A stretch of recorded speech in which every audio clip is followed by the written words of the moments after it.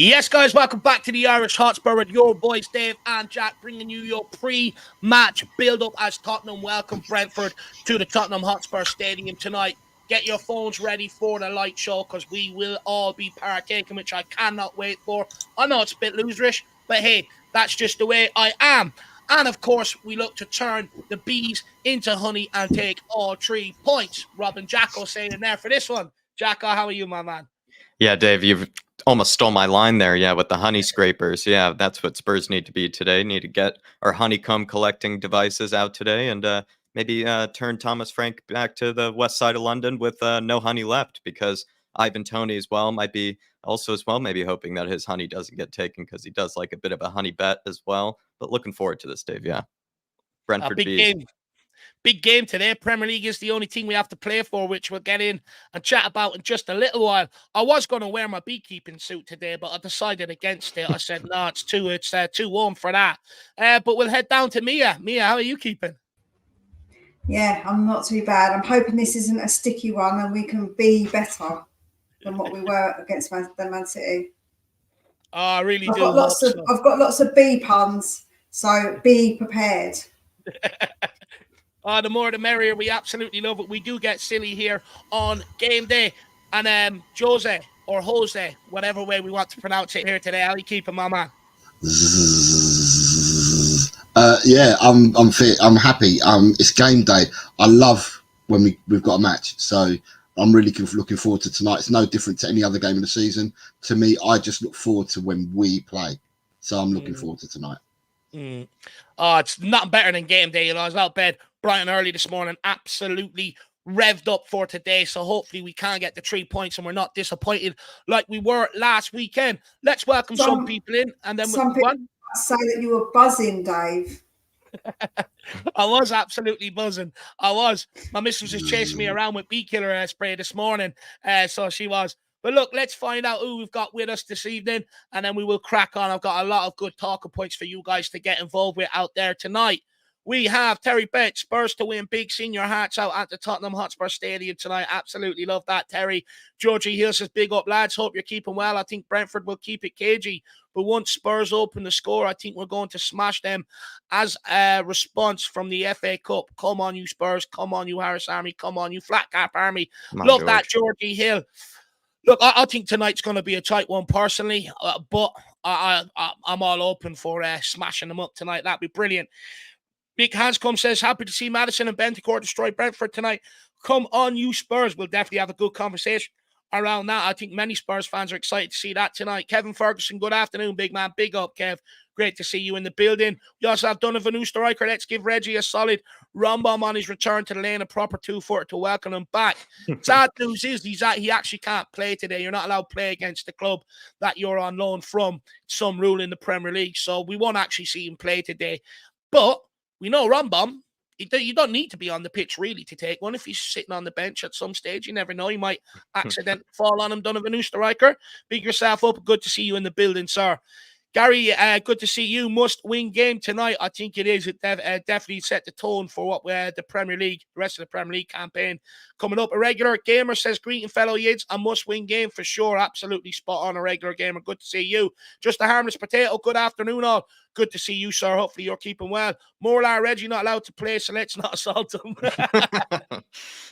Baz Radbar, 3-1 Spurs. Big up my favorite channel. I hope you are all well. Another 3-1 Spurs win for us. Come on, you Spurs. Big up, Fazzy. You're heading to the game tonight. Do let me know. I know you're partial to the odd home game, sir. Great to see you in the building. Shem Tam, also good to see you. Hey, Jack, Dave, and the Flat Cap Army. Hope everyone is good. Don't think Matters is fit enough to start. Maybe start Skip instead of Pierre-Emile Hojbjerg might work. Well, Shem, we'll definitely have conversations around that. I know one person on the panel will definitely be screaming for Ollie Skip's name tonight for sure, and we'll see where everyone else stands on that. AK Shakes, very worried about Basuma's form, played 0 minutes against Burkina Faso in a tight match. Also frustration that he's left us to sit on the bench. Look, being brutally honest, he wouldn't have been available for half the games anyway because the 4-game suspension he had to serve. So neither here or there, to be honest with you. And the way his form was before he left was atrocious anyway. Paul 123. All right, chaps. Come on, you Spurs. Big up, Paulie. Good to see you. We also have Surf's House. Surfs Australia. I'm just going to call them that. It's just what I'm going to call them. These are going to get stung. I really do hope so. And Jamie Flowers, big up, Dave, and the gang. Good to see you, Jamie. Hopefully you're keeping well, sir. Daniel Azito, big up. Come on, you Spurs. Madison needs to start. Great to see you as always. Wayne Bonner, Wayno. Good afternoon, everyone. Hope you're well. Either 3-1 or 68 million to nil to the mighty Spurs. He's lost it. He's absolutely lost it. He's always losing the plot. Is Wayne in his score predictions? Come on, Wayno. Good to see you, man. He lives in Dermot land on game day for sure. John Rancher, once upon a rhyme, says Brentford will not be the bee's knees tonight. I really do hope not. Hopefully we can turn into the BGs tonight. Like that one? That's a good one. I'm good with wordplay. Also, Martin Knightsbridge, a.k.a. Marco, because he takes siestas. He says, afternoon, boys, and the lovely Mia. Good to see you in the building. Martin, good to see you, my man. We also have Wilson T. Big up, guys. 3-0. We'll see a reaction. Come on, you Spurs. I really do hope so. Along with Mick Vickers, 0-0. Could be with the way we're attacking lately, my man. And Wayne Bonner has gifted 1 Irish Hotspur membership. Jacko, who's the lucky Spurs recipient? GCTV. I think always been with us, Spurs GCTV, but gifted the membership by Wayne Bonner. Big up to the Wayno. He's feeling it tonight, like you say. Maybe he's in Dermot land right now, and Dermot as well. Hopefully he's keeping well today. But we're missing a Profitron, Wayno, so we're not going to be able to get a 68 million score prediction from the panel today, sadly. But maybe Mia at some stage with Dave's brilliant questions will get there, to a maybe close to that sort of score prediction. But big up to you, Wayno. Hopefully you're keeping well, my man. And big up to Spurs GCTV. Always in the house as well. Big up, Wayne. I really appreciate the support, brother. Big yourself up. Well, look, let's get into it and let's give everyone some news in and around the game. Of course, we are playing at the greatest purpose-built football stadium in the world, and kickoff is at 7:30 tonight. Referee is David Coote. If there's anyone out there that's a keen referee enthusiast, please give me the stats on him managing Tottenham games.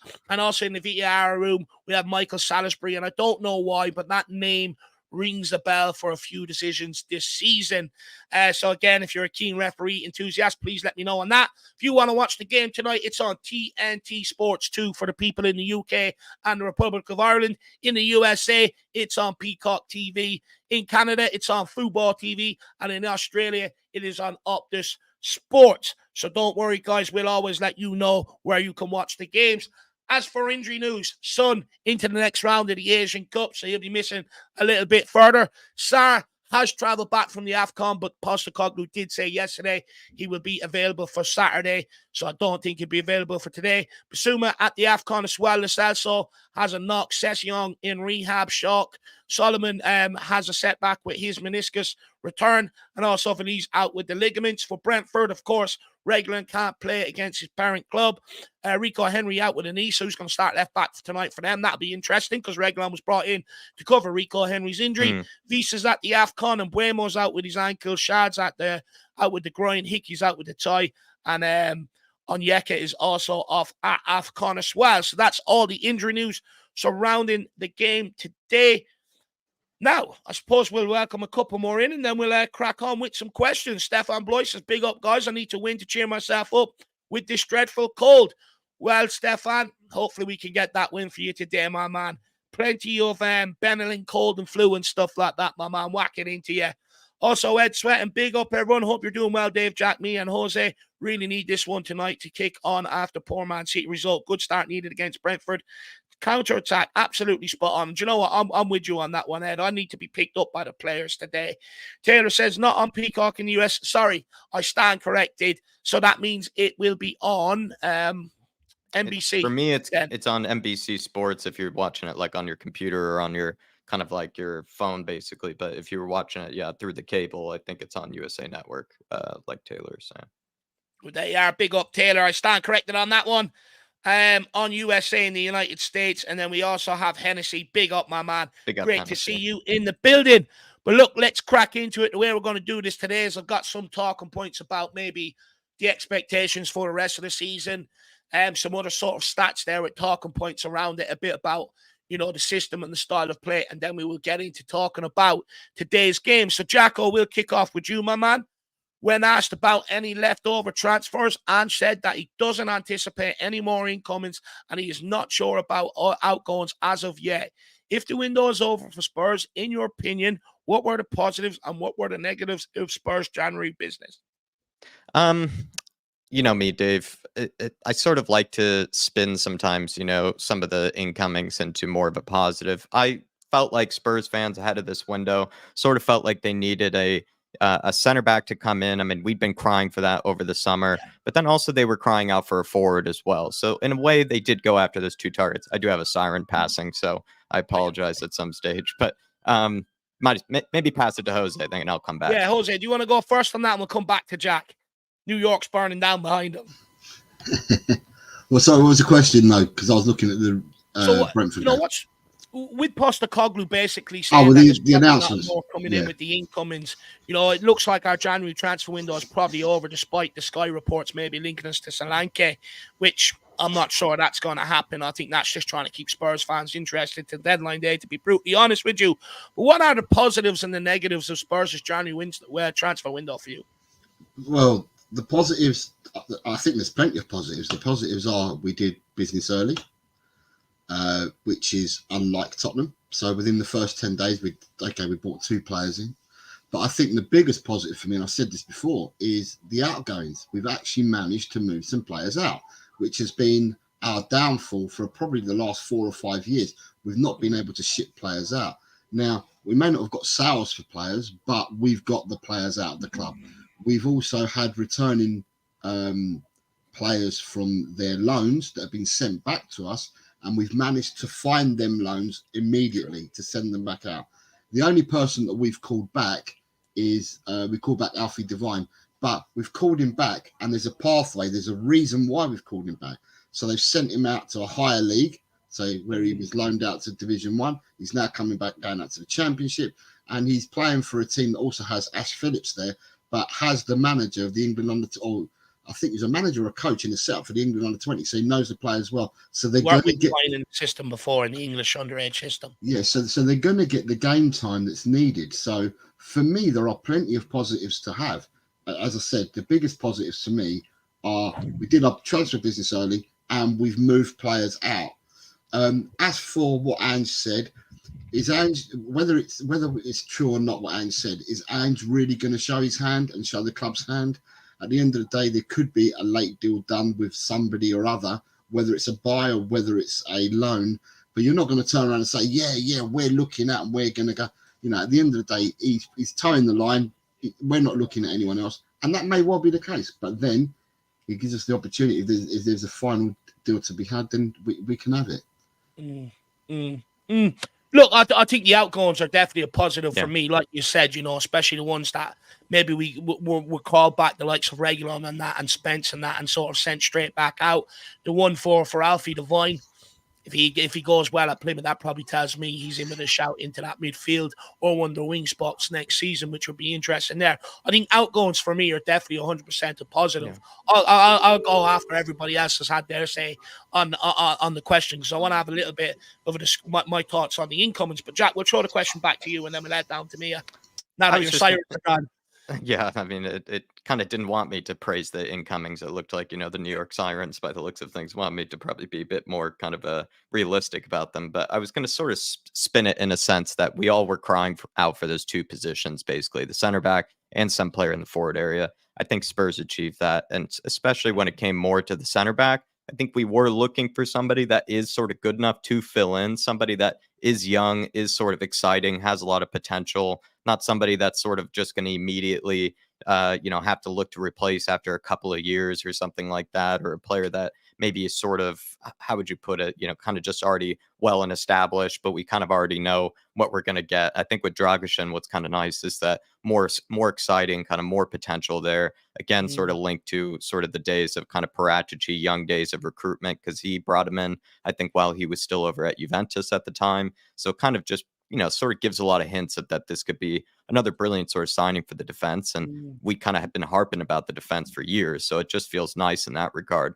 But then in the forward areas, like, I'll be honest, Werner was how you labeled it, Dave, like one of those sort of if type signings where, yes, like he could maybe, get to back to the heights of some stage that he had at Leipzig, but it's all kind of ifs, buts, and maybes. And I think, again, more people wanted something kind of in either the Dragusin type of sense where, yes, he could be young, yes, like kind of exciting, but we're not really sure what we're going to get in kind of more of an exciting kind of, nervous type of way, not with like Werner, which is kind of like he's well established and he's sort of already kind of a ready-made sort of player, but maybe in kind of the wrong ways. So I feel like the incomings, it's a bit of a mixed bag because perhaps we could have done more in the midfield market because one of those outgoings wasn't Hojbjerg or wasn't a Skip or wasn't a Lo Celso, which meant we could have brought in a new midfielder. But for the most part, I think with all the outgoings of like Tanganga, Jed Spence, a lot of the, the younger kids being given, game time, I'm pretty happy with majority of how we went about this window. So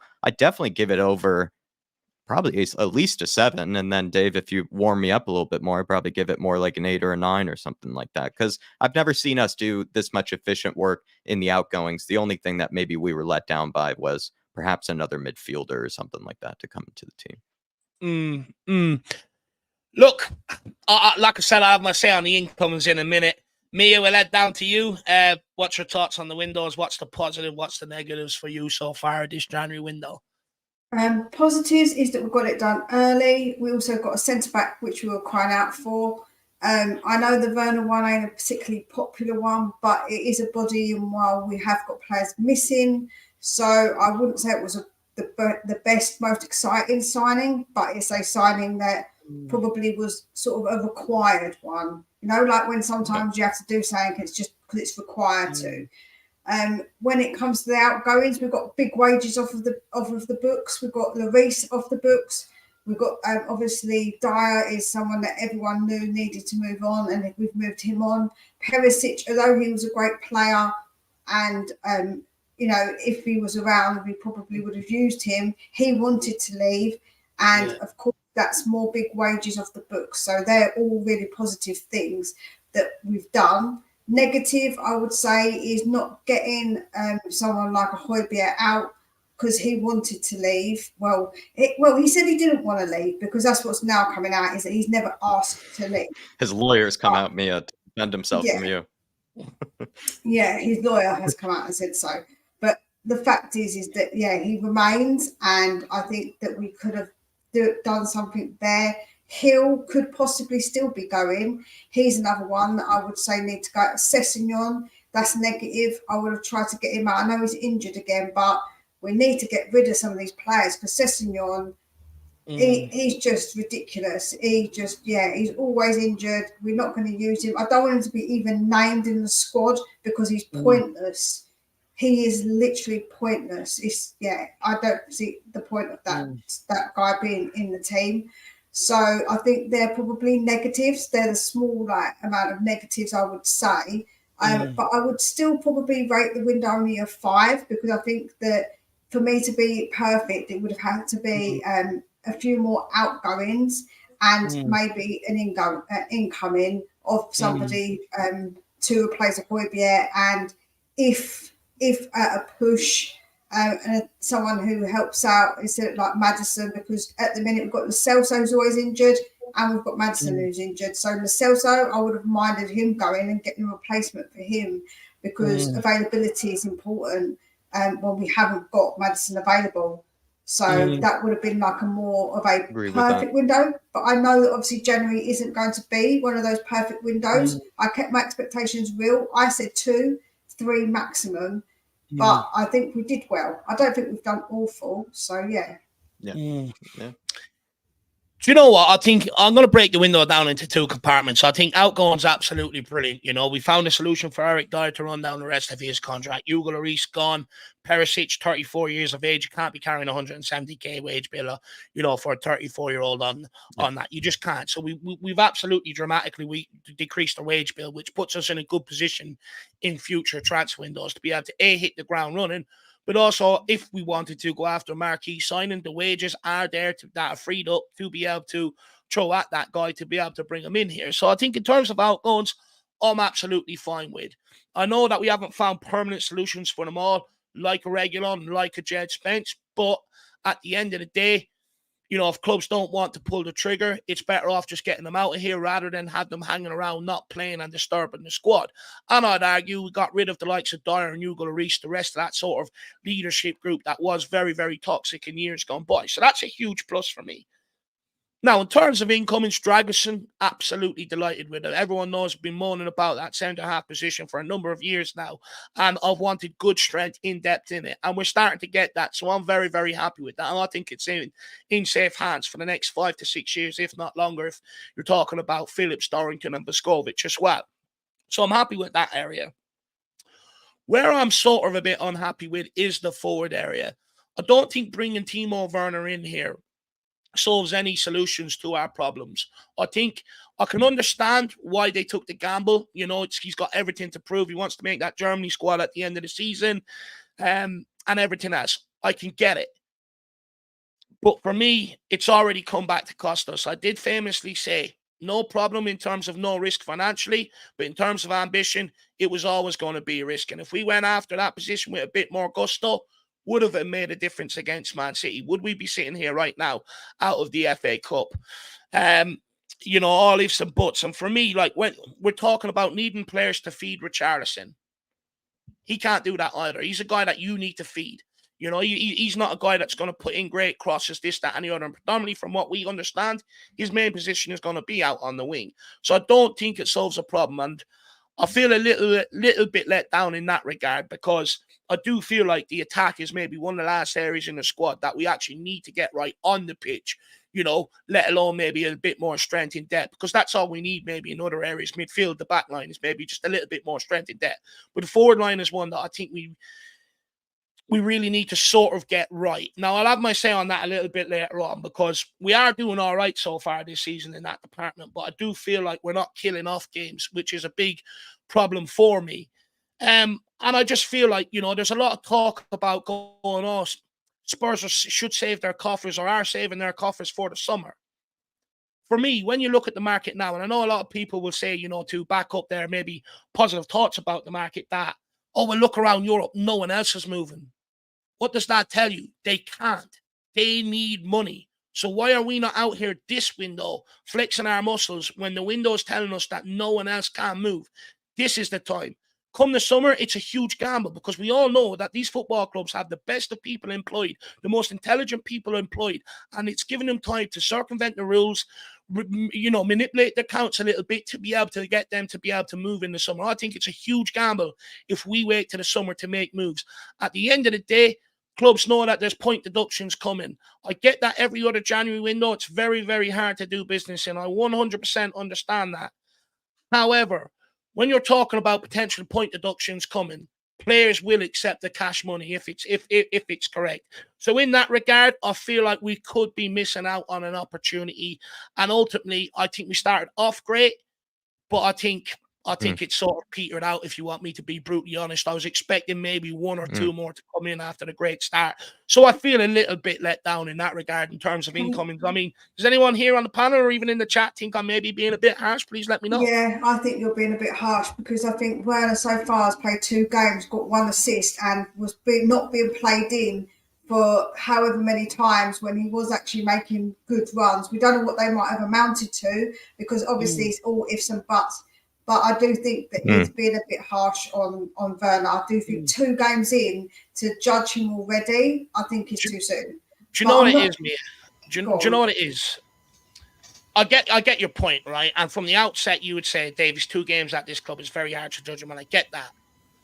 But I already have, you know, how he was at Chelsea. Wasn't prolific in terms of setting up players, you know, and since he's gone back to Leipzig as well. So I already knew that I already had the opinion of him coming into the club. You know, and people can go back and check out my welcome to Timo Werner. It's a huge risk. And so far, I would say, with what I've seen, I've been proven right. Now, there's a lot of time for him to prove me wrong, and I really hope he does. But when I look at the signing, when we look at, okay, you either need someone to be challenging Richarlison in the goal department, or someone that's going to come in here and set up Richarlison. Does Werner solve any of them issues? I get what you're saying. I do get what you're saying, but I do think that you're looking at him in a Chelsea team that was going through something a bit mad at the time, and he did actually have more, I think, goals and assists than, like, it was every couple of games. I think like the statistics over the time works out wasn't actually awful. They weren't like disgraceful. So I do get what you mean, but we're paying his wages. We're not actually paid for him. And whilst we needed somebody there, who else we needed someone there. So I do get why the club have done it. I'm not saying that it's a good signing, a great signing, but what I'm saying is needs are must sometimes, and that sometimes it's what happens. And so we've got to see what happens in the summer with who we get in for that forward line. So for now, whilst I'm not like, oh my God, Werner's going to be the best thing ever, I do understand why. And I think that we are kind of being a bit harsh, considering, like I say, 2 games and he's already got 1 assist. Like, it's not a high. I don't think it's a high risk if we're not paying for him. If we're paying big money for him, I would say, well, we spent all that money knowing that he's a risk in a player that he doesn't always bring consistency, but we haven't. So. No, that's fair enough. That's fair enough. Jack, Jose, anything else you want to say on this subject before we move on? Yeah, yesterday on my show, I went a bit loose on this yesterday, right? Okay. And I've normally been quite conservative. What does going a bit loose mean? You may explain that to someone like me. Yeah, okay, yeah. So I'm normally quite conservative, and I don't tend to go lean one way or the other. I tend to keep down the middle. But yesterday I let myself a bit loose, and I said to myself yesterday, and I'll ask the people in the chat and in the panel, how much money do we have to spend before we get anywhere near FFP? Because I know by all accounts what they were saying at the start of the season. And that was when we had these big wage people on our books who are now no longer there. Right? So there was talks about we could spend up to 400 million and not and avoid FFP. And we've now got rid of Dyer, Perisic and Lloris off the books. So their wages have now come off. So it puts you in an even better position. So I'm looking at the team that we currently have at the moment, and I'm thinking to myself, goalkeeper, we could possibly look for a goalkeeper to challenge Vicario. Why would you do that? Look at what happened with David Raya in Arsenal. Like, we don't want someone to challenge for a spot like that. You don't want to make a situation like that, because look how it works out. I want a better goalkeeper than Fraser Forster. Now, if that means bringing somebody in, we keep talking about let's not bring players in to warm up a bench. Let's bring players in to bring competition to make the first thing back.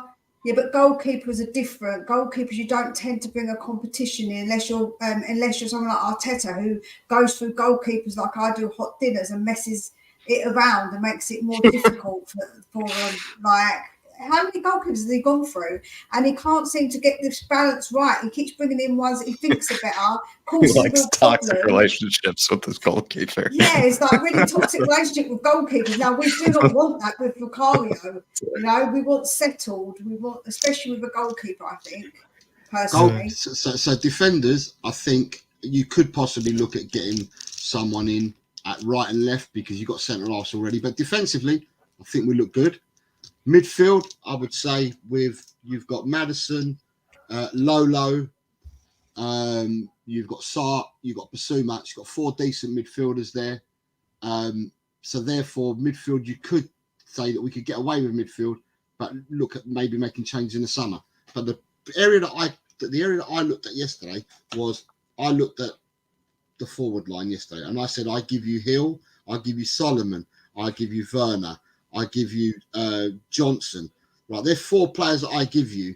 Now, I'm going to say that Son plays down the middle instead of Richarlison, right? And then I'm thinking to myself, if we've got all this money, why can't we make a statement of intent? You're quite right what Dave said. No one's spending money now, but I gave 3 players yesterday, and I said 3 players yesterday wouldn't cost us more than 200 million.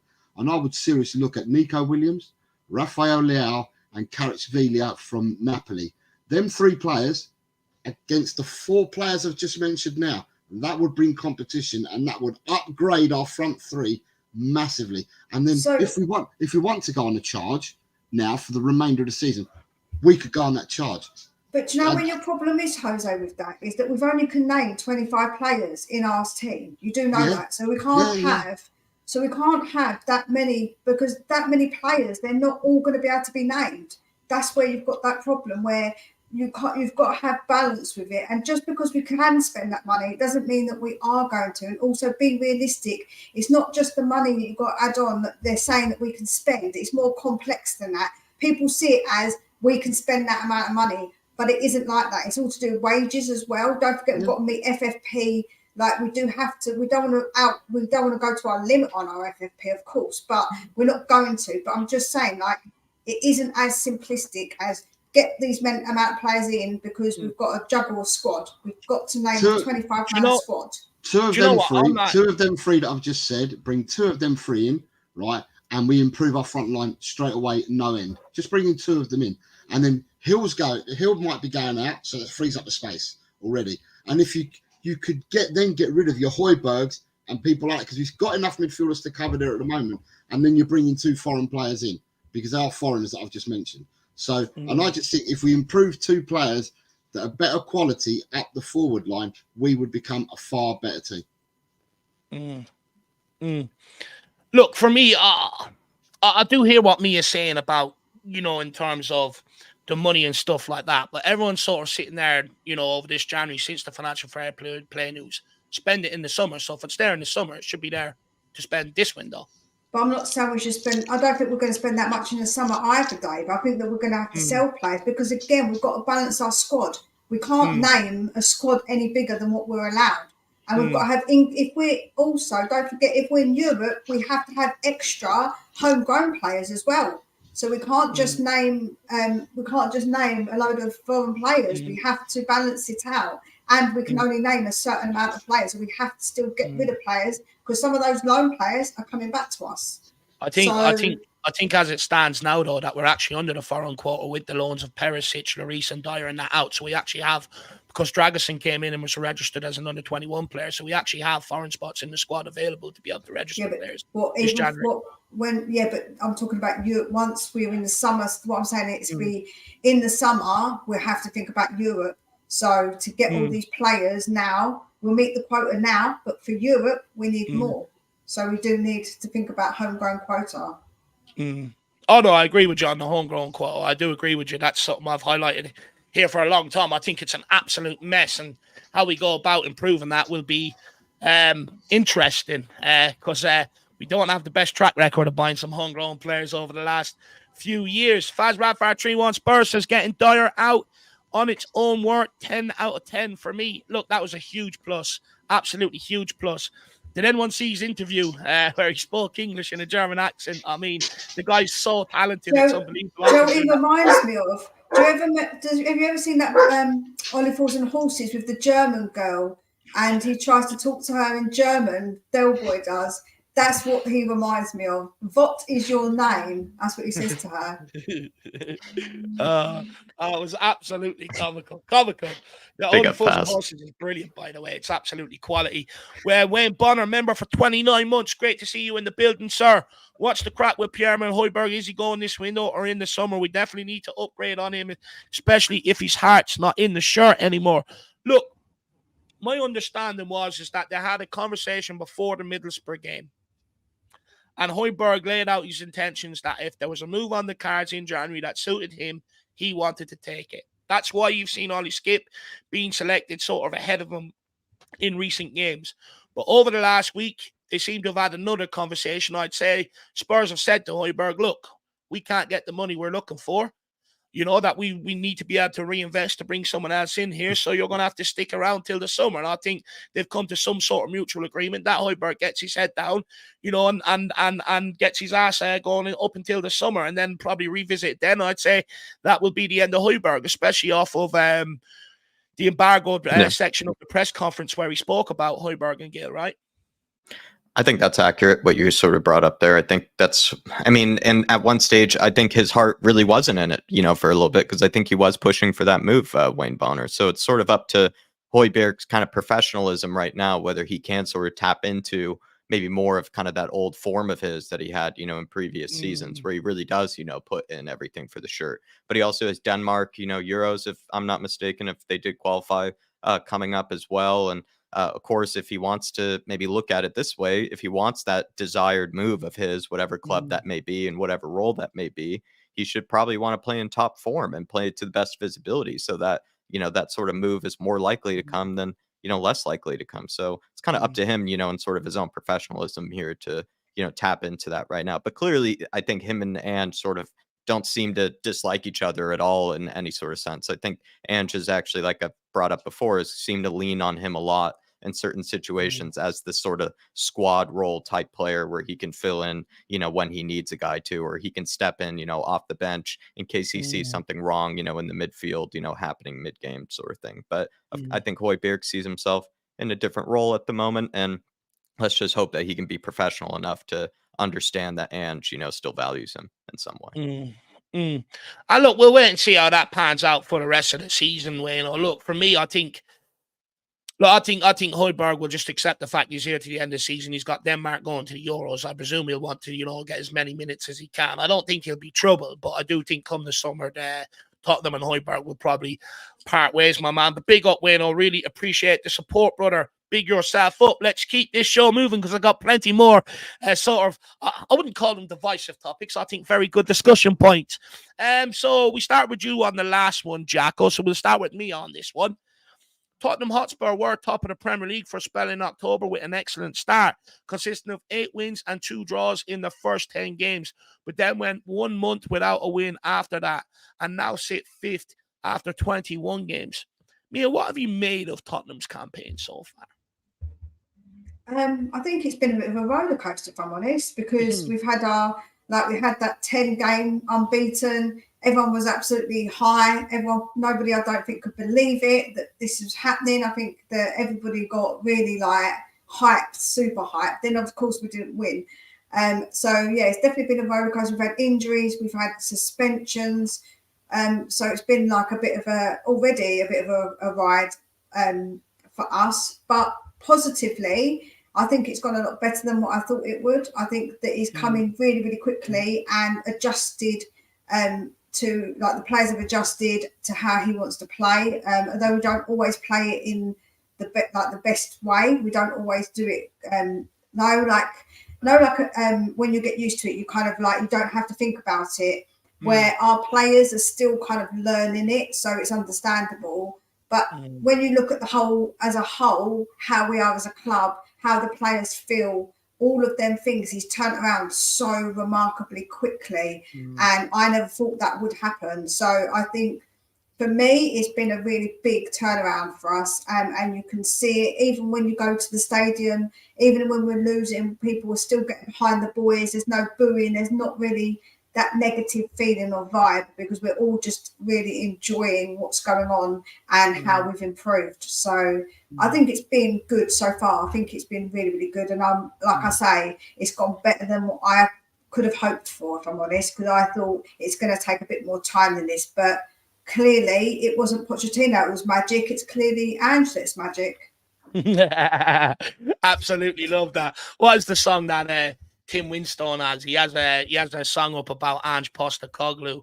I'll get the name of it and I'll come back, but it's absolutely brilliant. He calls him Father Ange in it, and I absolutely love that saying. Jose, would you agree with me? Do you see it any way differently at all? No, I agree. But I was one of the people that was looking forward to him coming, and I wasn't one of the ones that read all the hype about you're going to go and get smashed and stuff like that. I've said many a time, and I'll continue to say, he's come in, he's united a team, his coaching staff have made players much better, so the coaching is paying off. He's brought the backroom staff together, from the tea lady through to the groundsman, through to the admin staff. Everyone's been brought together, so he's unified the whole of Tottenham Hotspur in the back. He's unified the board. He's taken a lot of heat away from the board because there was a lot of heat in the summer with the board, and I think a lot of it's been taken away what he's done. And he's a absolute media dream for the whole of the club. The whole of the club don't have to think to themselves, "Oh my God, what's the manager going to say? What's he going to say?" He's an absolute dream, and we're on a journey. And that train left the platform in August, and we're still on that ride with him at the moment. I want to be on that ride with him for the next 4 years that he's signed for, and if not beyond. We are going places, and we can see the green shoots everywhere from what he's doing. yeah, I agree with everything that Mia said. And to me, yeah, I'm 110% behind him, win or lose. So when we've gone out of the cup, we're out against Fulham, still 100% behind him. We lost against Man City, still 100% behind him. We lost them games in November, still 100% behind him. You can see what he's trying to do. And it's not only us as supporters. We're lucky because we're the supporters of Tottenham Hotspur, but you've got other supporters and people from outside of the club that support other sides that are enviously looking at us at the moment and seeing what we're doing there. You know, everything. The buzz in the Premier League is Tottenham Hotspur at the moment. Absolutely spot on. Absolutely spot on. Jacko, what's DJ Samuel sent in here, and then we'll get your thoughts on the season so far.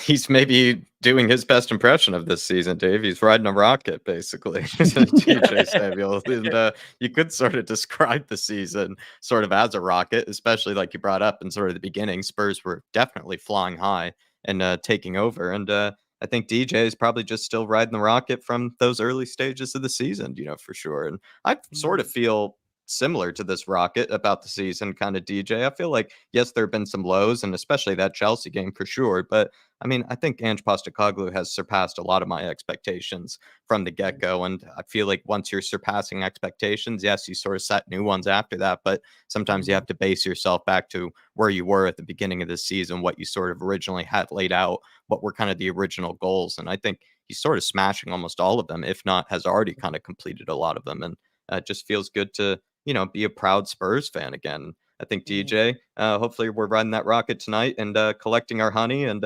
escaping out of there with Brentford. Big up to DJ. Really appreciate it, my man out in North London. London. Can I also say as well, I think as well, although I was all positive about Ange coming in, someone actually went back on my video and commented and said to me, you stuck to your guns on what you said. You weren't negative when he come in. And I said, no, I try and be balanced and look at things in a balanced way. But Ange Postecoglou has also surpassed my expectations in what he's like. So I read about him. I watched the speeches that he gave. But when he's actually your manager, how much do you love that guy? Every time he talks, I'm just like, oh, my goodness, I just love you. He's just so charismatic. He's just got this charm, the way he talks, the way he says stuff, and he's so laid back as well. And I just, every time I watch him on interviews, I just think, my goodness, I can see why fans follow him around, because we've had a lot of that.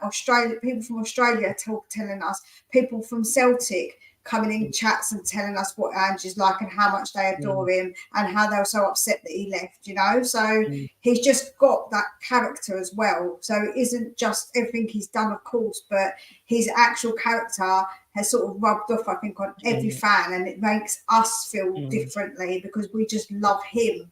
Like, I don't know if everyone feels the same, but I absolutely love him. I want to go out and have some ouzo with him, go and have a barbie.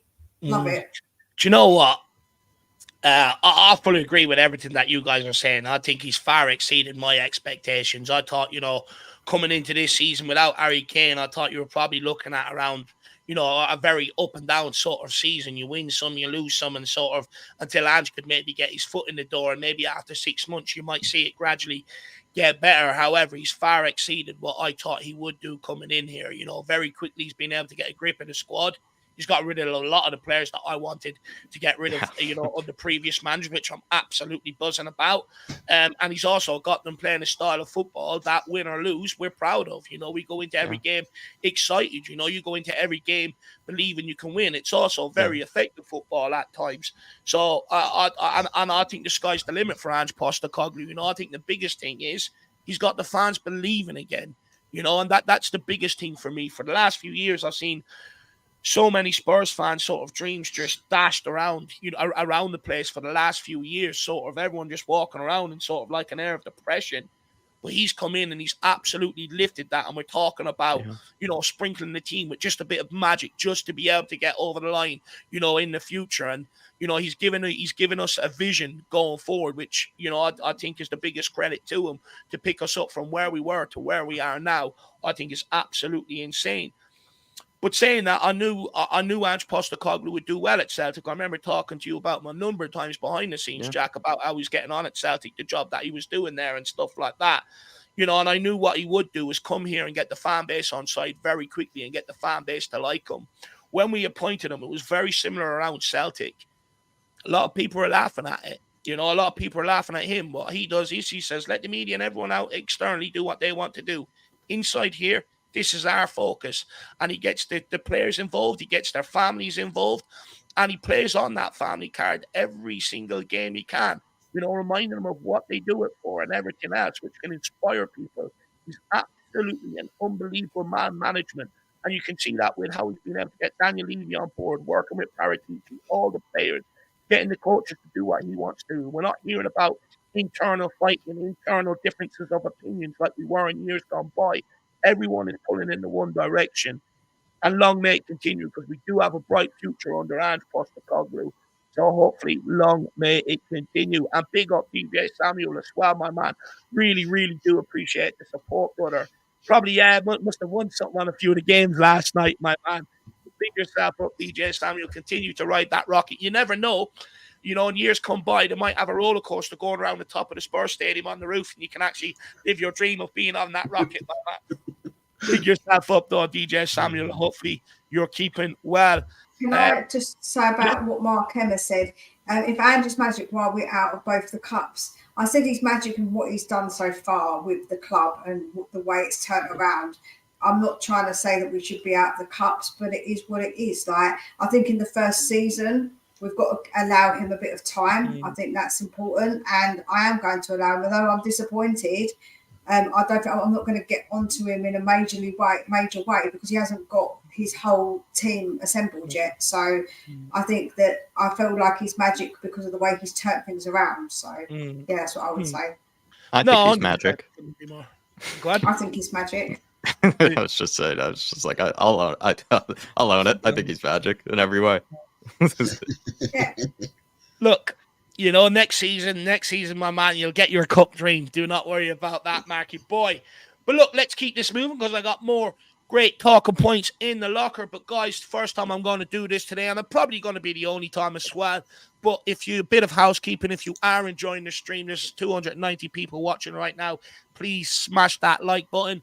Please share it out to your Spurs family and friends. Tell them to get in here and get involved in the great discussion going on. Feel free to support the channel in any way you see fit, whether you want to grab yourself a membership, share one out to others, or dictate what we're talking about, or join in with a super chat and your talking point, and we'll definitely all have a good discussion on it. And I am starring comments because don't worry, I understand cost of living crisis. So I am starring comments that when we get to them sections, I'll throw them in for you guys to get them answered. So big yourselves up. A number of ways you can all get involved there. But let's keep it moving. And the next topic I have is we'll start with you on this one, Jose. Tottenham are on 26 points from their opening 10 league games this season, but have only added 14 points from their subsequent 11 fixtures. Does this highlight a squad that is not good enough, and we have a lot more work to do in that department, despite what people's opinions are on players? Because, look, let's be brutally honest, right? I'm not a Davies fan, but others here are. You know, others aren't an Emerson fan, but I am. Others aren't a Hojbjerg fan, but I am. But regardless of whatever opinions, right, we just got to start calling it now. You know, it's just, look, not good enough, move them on and get better squad depth, because we can sit here and pretend, Jose, that this is just going to be a this season problem. We ran into injuries last season for a large part of the campaign. This is going to keep happening. Yeah, it's going to keep. I think what's happened is that the first 10 games, we had what we would say is probably our best 11 available players who are fit and ready to go for all of the first 10 games. Then after that, we did start getting injuries, and the injuries that we got were in different positions, and suspensions were in different positions. It didn't happen just in one area. We didn't lose just one player. We lost a multitude of players, and in a lot of different areas. And the people, I think, to play what Ange wants to play, it takes a certain type of player to play that system and play that way. And I don't think at that time, back in November, we had enough players to cover the players that had gone out to play the system the way he wanted it played, and it'd been played the first 10 games. Subsequently, since November, some of these players have stepped up and learnt to play more, i.e. your Davis, who came in, Emerson, who came in, Hojbjerg when he's coming at times, Skip when he's coming at times. You've got players that have come in and they have stepped up. Not every single game, but at points they've stepped up. you still want to have your best 11 out. And I think the only player, looking at the squad now, the only player that could have improved our team in the first 10 games is Lolo Bentancur. Lolo Bentancur would have walked into any Tottenham team at any stage of the season had he been fit. So, you know, the fact that we're getting a lot of these players back from injury now, well, let's see what the proof should be in the pudding for our games going forward. The only people that we're really missing from the first 11 at the moment are both the players that we've got out of the AFCON and the Asia Cup, which is Sarr and Son. Apart from that, our best players are now fit and available to play. So, yeah, it's like anything. We need to change the team. We need to improve the squad, but we all knew that wasn't going to happen overnight. We had the summer window, which we did a bit of business. We've done a bit of business this window. We go again in the summer and we have to change things again in the summer. I think what you've got at the moment, he's got a watching brief. Ange is not stupid. He's a well-versed and well-travelled man, and he's a very intelligent chap. He knows what he needs and what he wants, and he knows that within the constraints of where we are, what he can and what we can't do.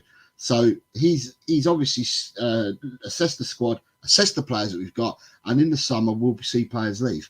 It will be that players will move on, because unlike previously where we've been probably softly goes a story, with Ange, I think Ange has actually had the conversation with the players to say, well, you fit with me or you don't fit with me. So players are in no uncertain terms of where they sit with Ange Postecoglou. And, you know, by the time the summer comes, let's see where we finish this season. Summer comes. If we're in Europe, we're going to have to improve that squad anyway, regardless, and we're going to have to bring numbers in. And we'll go and we'll push again next season, and we'll be better for it. You're on mute, Dave. You're on mute. I think, yeah, you're on mute, Dave.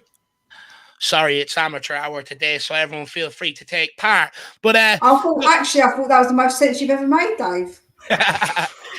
you would think that because you disagree with everything I say. No, but look, do you know what? For me, I do get what Jose is saying. I think, look, you know, it's going to take a bit more time to be able to fill it out. But, you know, I see it every season. We go into the season, you know, we keep players around. They come in, they have one good game, one bad game, and then come the summer, players from loan come back, this, that, and the other. And everyone's fighting a certain individual's corner, and everyone wants them all to be kept around. You know, oh, he can add this, he can add that, you know. I think it's just at the point.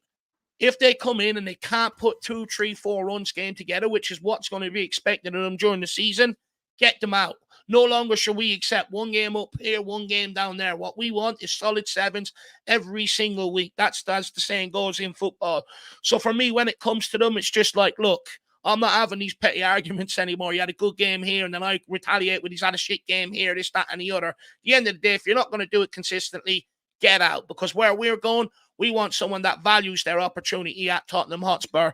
To be brutally honest with you, but we are going to keep this moving. So, Jack, I'm going to come to you. Just say, though, Dave, but we have made a start by getting rid of players this window. And that's what we needed to do. That's what we needed to do. So what we're saying that we want, I agree with you, Dave, but we want more of it. And that means we're going to have to move more players along. But I just don't think we're going to be moving them until the summer. Oh, no, 100%. But that's what I'm saying. You know, come the summer, just you know, be a bit more ruthless with it. I think we all have to be. We you know, we can only have our say, I suppose, you know. But I ring Paratici, telling me he needs to be a bit more ruthless with it. By the way, Ange Postecoglou completely blew up the worst kept secret in football. By the way, you know, when it came to Postecoglou, that he's still working to this club as an advisor. So now that you've heard it from Ange's mouth, anyone that said I was talking shite previously, eat humble pie. But Jack, I'm going to come to you with Wembley One's confident super chat here. He says, hi, everyone. Game day and the Irish Hotspur is peaches and cream. I tell you what, it's the first time. I don't know about Jack. He probably had this a lot down the years. You know, he's not a bad-looking lad. But for me, it's the first time I've ever been described it as peaches and cream. But I'll take that, my man. He says, could you ever see us playing a back three of Mickey, Cutie, and Dragerson? We could then beef up the midfield. Jack, we'll come to you on this one, my man. back three, it's a bit controversial. You know, no one really liked the idea of it under Conte last year. Now, obviously, Derek, you can play a more attacking system, a version of a back three. Where do you sit with it? Yeah, it's almost like the words back three, do have a bit of a, kind of a bad PTSD sort of for Spurs fans of some sort of type. But I feel like Ange, if the principles of sort of how he attacks and how he also wants Spurs to try to win the ball back and sort of keep that high tempo and that high pressure, yes, in a way it could be possible, but it feels like with kind of the way he's doing inverted wing backs and, bringing more players into midfield, it just would seem to be like a huge reworking of sort of kind of the overall shape of how we sort of build out and how we kind of try to retain possession and everything. So I'm not really tactically smart enough to maybe give you a full picture of what that would look like if he were to sort of go to more of a back three shape. Because what he seems to like is just to have that sort of retention in midfield. He doesn't usually lose out in those sort of midfield battles. If we are losing out in the midfield, it's more kind of on our midfielders and on our players. It's not really because I think we're getting the tactics wrong. So how he does that while, having three players in the back line, which sometimes you then lose, that extra player in midfield if you sort of keep, sometimes three players in that back line. So kind of maybe not a problem that I would be the best for solving, but I do like the look of Dragusin because again, we needed someone that is sort of more of an aerial threat for perhaps games like this with Ivan Toney, Ben Mee, all these guys. I wouldn't be surprised if he gets, brought off the bench to maybe hopefully see out a win or maybe even gets a start in some sort of manner at some stage because he's supposed to be very good, very athletic. And we've been needing kind of a center back like that, for some time, more kind of that athletic, powerful type mold. Do you know, go on. Sorry, I was going to say, do you know, when I did a video the other day, I did it with Ash, and as you know, Ash is very good with his tactics. I just sit there and my mind's blown most of the time. I'm like listening intently. But what he was saying actually is that you could play like a three at the back, but you could also do it so maybe you have Romero pushing a bit more, being a bit more forward, so he's more of like a cover. So it wouldn't really be like a typical three at the back. It would be more like a Romero sort of covering, having two at the back, and you could still play attacking football that way.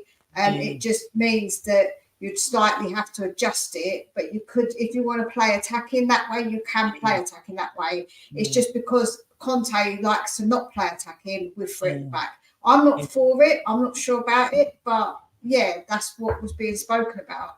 And it is really interesting because he did try and do it the other day when we played. And I think that he might do it maybe in certain games. There could be games where mid-game, maybe in like a Liverpool game, where we think, actually, we need to switch it. And he might think about he needs a Ragusan on and he wants to keep Romero on because Romero is also very good with carrying the ball. So you could push Romero more maybe forward instead. So, yeah.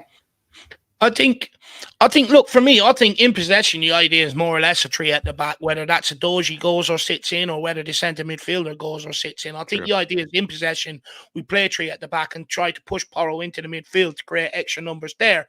And in a sense, then you're left with your wing back. So you're more or less playing, what Conte's team sheet was, more or less out of possession at times.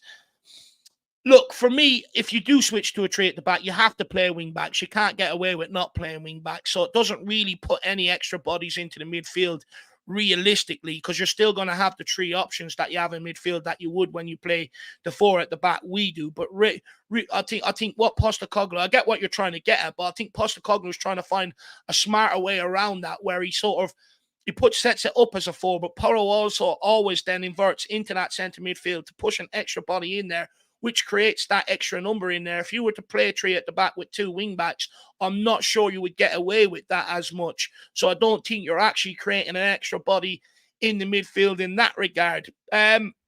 Look, for me, I'm okay with where we're at right now. I just think a couple more players, a bit more time in the summer transfer window, more players in the door. I don't think we will see this. Because realistically, system change talks only come in when Spurs are losing games. We start messing with formations and tinkering with stuff. And I get it because we just want to find that winning formula. But for me, I just think, if you have a good squad, you don't feel the hit we feel when we're missing certain individuals. We felt it so far this season with a number of individuals being out, and 1 week you're good, 1 week you're bad, and that can no longer continue. If you just fill out your squad to a decent standard all around, and everyone's competing for places and everyone's hungry to succeed, you won't really have to do much talking about sort of tactics and systems and stuff like that. However, look, I wouldn't rule it out for the future. It'd be interesting to see what way we go in the market. How many defenders we keep around here come the summer, I think we'll probably give you your answer. What system Postecoglou will look to play going into the season. But I will finish off again by caveating that in possession, it more or less is a back three made up of some sort of shape or form, wherever they want. But great super chat, my man. Really appreciate the support. I really enjoyed that conversation. It's something a little bit different, which is always good. And then we've got this from Nimrod 1977. Big yourself up, my man. Hopefully you're keeping well. You're in and around my father's age is what I would say. Maybe my father's a little bit older, actually, but he was born in the 70s. And he says, all right, Dave and Jack on the panel, I've been wishing for years now we unearth the next George Best. What's your opinion on very little use of our youth? I'm thinking Donnelly could be a gem. Great talking point. Look, I'm a big advocate of the youth, and I have been over the years. My opinion has been if certain individuals don't want to perform, bring up the youth players and give them an opportunity. However, I do understand a lot of the maybe caveats and the arguments around it. But I'll go last. I'll let other people have their opinion on this. And you know what? We'll start with you, Mia, because we started with Jack on the last one. I think it's going to be difficult to obviously for a George Best type gem. I don't know about that, but I think that Donnelly is definitely a really, really good player, and I can see a really bright future for him. I don't watch all of the youth games, but the things that I have seen of him, I do think he is something very good and very special. A bit like how I really like Divine. I think Divine's another really good player that will come into the team. So I definitely think he's one for the future that I can see getting into our team. I think that he will, because I don't know about anyone. There's not many others I would confidently say that about, but definitely with Donnelly, I definitely think so. Well, big yourself up, Nimrod. Just hold that. We do have to let Mia go. Her dad's popping around to see her. What a very good father he is. So, Mia, great contribution today. Really enjoyed it. Thank you for having me. No problem at all. It's always a pleasure. Where can people find you? Over at Spurs Between the Lines. I'm doing a match reaction tonight with the girls. Maybe not Kate, she's not feeling too well. But I obviously I do regular content. I do my transfers. I do my members calling myself. So there's plenty of content for everybody to come and hear my opinions. So if you like my opinions, then please come over. Or even if you disagree, I'm always up for a disagreement, as Dave knows about. Yeah. So. No, I do love a good debate. I hate when everyone sort of agrees, although sometimes it is hard when things are going well. But everyone, please get over, check out Mia's channel. Plenty of content for you to feast your eyes on. Transfer news, fan shows, and other bits and pieces. And you do see your boys Peaches and Cream pop up there at times. So, make sure you get over there and smash the subscribe button. Mia, thank you very much. And we'll speak. To be fair, I describe them more as Kylie and Jason, but it is what it is. I prefer Peaches and Cream, so people let me know who's who's the peach, who's the cream. But Mia, big yourself up, and we'll speak to you again soon. Big up. Smash the like button for Dave and Jack, everybody, before I go. Thank you, Mia. Appreciate that. See you soon. Bye. Bye-bye. Everybody, please do get over and show Mia the love that she deserves. A great contribution today. Jose, we'll let you come in on this, my man. I'll just sort of maybe tee you up a little. I don't think there's any excuse the fact that we don't give any youngsters an opportunity, to be brutally honest. Where do you stand on it? I think we should give the youngsters. We have some really exciting players, and players that are the envy of other teams in the Premiership and of teams in Europe. You've got the likes of, I'm not looking at George's best positions, I'm looking at everywhere. We've got the goalkeeper, Josh Keeley. You've got Dorrington. You've got Phillips as your two centre backs that are great coming through at the moment. Then you've got your Divine and your Donnelly, and for me the biggest gem of all, Mikey Moore. Mikey Moore looks unbelievable. Okay, he's playing in the young guns, but he's playing like 3 or 4 years ahead of where he should be. But he's also now seen lately on X that he's now been training with the first team. Yeah. So they brought him into first team training, and that's what you need. I mean, the other day last week or so, we were all reported to be looking at Noosa, and I actually thought to myself, why are we looking at Noosa when we've got Mikey Moore right underneath our noses? Why are we taking a punt on somebody and having to pay out 35 mil when we've probably got a 35 mil player as it stands at the moment on our hands, whose value will only get bigger and better and play for us? So I think there's, at the end of the day, whether it's because we've got too much deadwood and it's his first season, I don't know with Ange, but I'd like to see Ange give some of these players more of a chance. So if we're believing in them and they're that good, let's start giving them a chance. Let's start getting them in and around the first team and start giving them minutes a lot earlier. And like you said earlier, Dave, with Divine going to Plymouth, we're hoping that his success and that when he comes back from Plymouth at the end of the season, he's then part of our first team next year. Not being loaned out, not being farmed out. Everything's worked out. He's gone through the first League One. He's gone through the Championship. He can now be ready for the Premier, and that's what we want. But we've got quite a few players. I mean, I'm not even looking at Iago Santiago, Junsot Bell, Lancashire, Tyrese Hall. There's the player that plays midfield. What's his name? He was in and around the first team last season. Niall John. You've got loads of players. So we've got loads of players. Now they're not all, we know for a fact they're not all going to make it, but the ones that you really have your highest belief in that they're going to make it, give them that chance. Let's bleed them. Let's get them in. Let's give them that chance.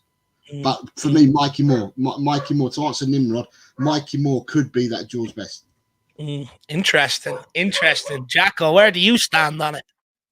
I kind of agree that maybe Mikey Moore would maybe more fall in sort of like, a winger type George Best sort of category. But to be honest, Spurs have such a special generation coming through here at sort of various age groups. It's kind of, guys that are in and around the first team at this moment, which are players like Jamie Donnelly, who are almost old enough and good enough to basically, feature on a Spurs bench at this moment in time. Same thing as Alfie Dorrington as well. But then you look at some other guys that we have in and around sort of the younger academy age groups that are some of the best in their sort of age, and also as well, like featuring consistently in the under 21s, under 18 sort of England setup as well, which is always good signs. Like kind of Jose sort of rattled off almost all of them, but Tyrese Hall is kind of an example of one of the younger, kind of academy kids, whereas then Mikey Moore, especially in that age group too. But then you look maybe a bit further up the leagues and guys that June suits up Bell, guys like Jamie Donnelly that are kind of maybe a bit older in age that in fact, are getting closer to that stage where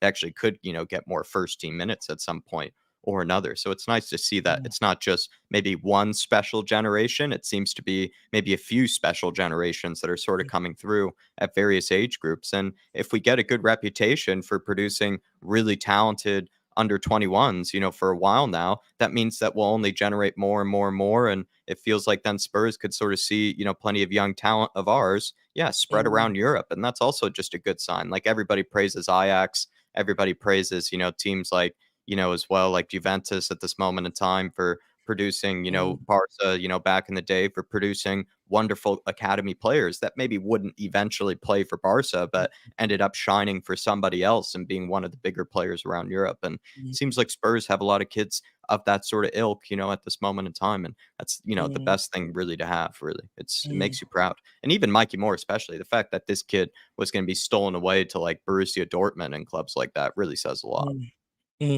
First of all, cheeky plug, I do a weekly update on the academy, so if anyone wants to watch that, Tuesday 9 a.m. every single Tuesday, get on it. Look, for me, it's been one of my biggest bugbears. I've had arguments before about starting squad players like Dyer and people like that. If they're not up for the job week in, week out, give someone else an opportunity. But the rebuttal I always hear is Well, he's older. He's tried and trusted. Well, I wouldn't say tried and trusted. I'd say tried and being exposed personally. And that age is a factor. In football, age is not a factor. Anyone knows, and everyone's played football growing up, even on your own little estate. There's always that one kid who's 5, 6, 7, 8 years of age running around 14, 15-year-olds for a living. Age is only a number when it comes to football. And if you're young enough, or if you're good enough, you're old enough, in my opinion. My problem is we don't give opportunities to these youngsters. I wonder how much of that stems from the very top. And I'm not doing this on purpose or just to be negative. But when Tim Sherwood was asked about Harry Kane, he said Daniel Levy wanted me to play Soldado, or inquired about why I wasn't playing Soldado over Harry Kane, that he was ready to sell Harry Kane and move him on. But he stuck to his guns, risked his job, and went with Harry Kane, and it worked out in his favour. So I wonder how much pressure is put up from the top. Because they're spending money in playing wages, is that why some of these guys are playing despite, whether they're performing or not? For me, also, young and hungry players keep professionals on big money honest. They're hunting them down for the spot. They want that opportunity. And if you, as a professional footballer, experienced professional footballer, do not want to be embarrassed, you will keep up your levels and you'll make sure he does not take your spot. So there is benefits of bringing youngsters in. Now, Ashley Phillips has been absolutely superb for Plymouth Argyle. Why wasn't he giving games over Sanchez and Dyer this season? Why were they playing ahead of him? I heard all the time he wasn't ready. Well, newsflash, the guy is ready. The Plymouth fans are already saying this guy's going to be in the England team in a couple of years. He's already ready. Donnelly, for instance, why hasn't he been given a shot, even on the right wing, instead of Brennan Johnson, with how poor he's been playing? Dorrington, another one, being kept around. But what are we going to do with the kid? Are we going to give him an opportunity? We've got some amazing youngsters at this club, and I'd say a very sort of golden period where I haven't seen as many youngsters grouped together in one sort of age group between the under-18s and 21s with so much potential. You've got players that definitely will get a shot somewhere along the line. Donnelly, Dorrington, Phillips, Devine, Mikey Moore's a shoe-in. I think Tyrese Hall, if he keeps up that work rate, your answer to Papa Matasar in the future, shoe-in for opportunities. Then you've got players that might make it. You've got the likes of Will Lancashire.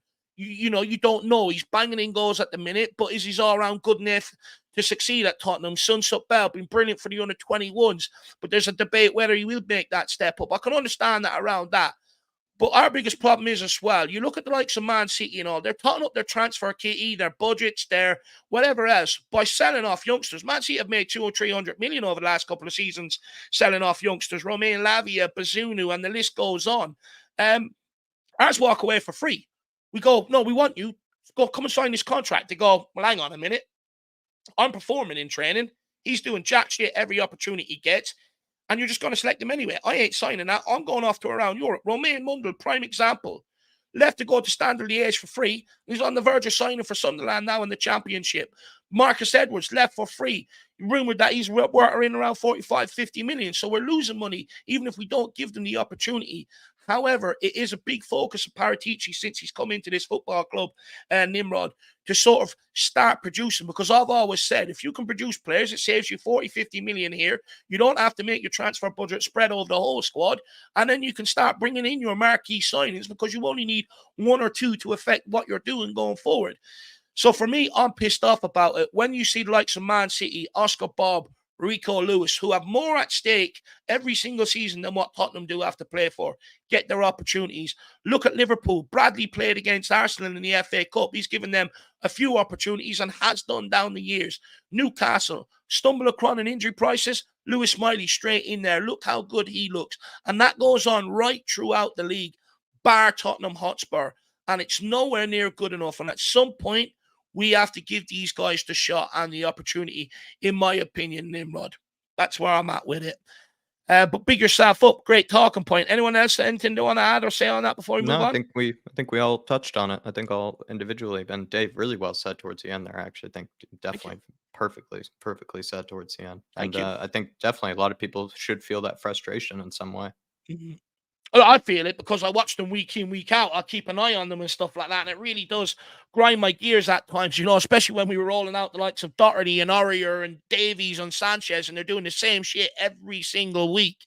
You know, why wouldn't you give someone else the opportunity? I don't understand it. If that was a normal job in a factory and you kept on fucking up on the production line, you'd be sacked out of there and the next guy would be brought in. And then we also have Trotter Raiders. Big yourself up, my man. Great name.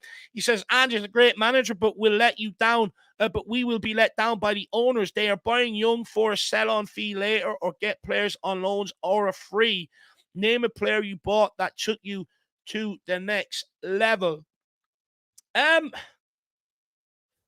der Ven, Vicario, Romero, Madison, Bentancur. Look, I get what I do get what Trotter's saying though. Look, for me, I do look at it. You know, you look at Arsenal, you know, over the years gone by, got their squad together in the summer. They went and spent big. Whether they were on the right players or not, they tried to sprinkle with that Stardust, with a Havertz, with a Rice. You know, you look at Liverpool. They lost in the Champions League final to Real Madrid. You know, they were so close. Their young squad that was put together, that sort of grew together, got them so far. But what did they do? Alisson, Van Dijk, there you are. Go and get yourself over the line. And they went on to win everything in club football.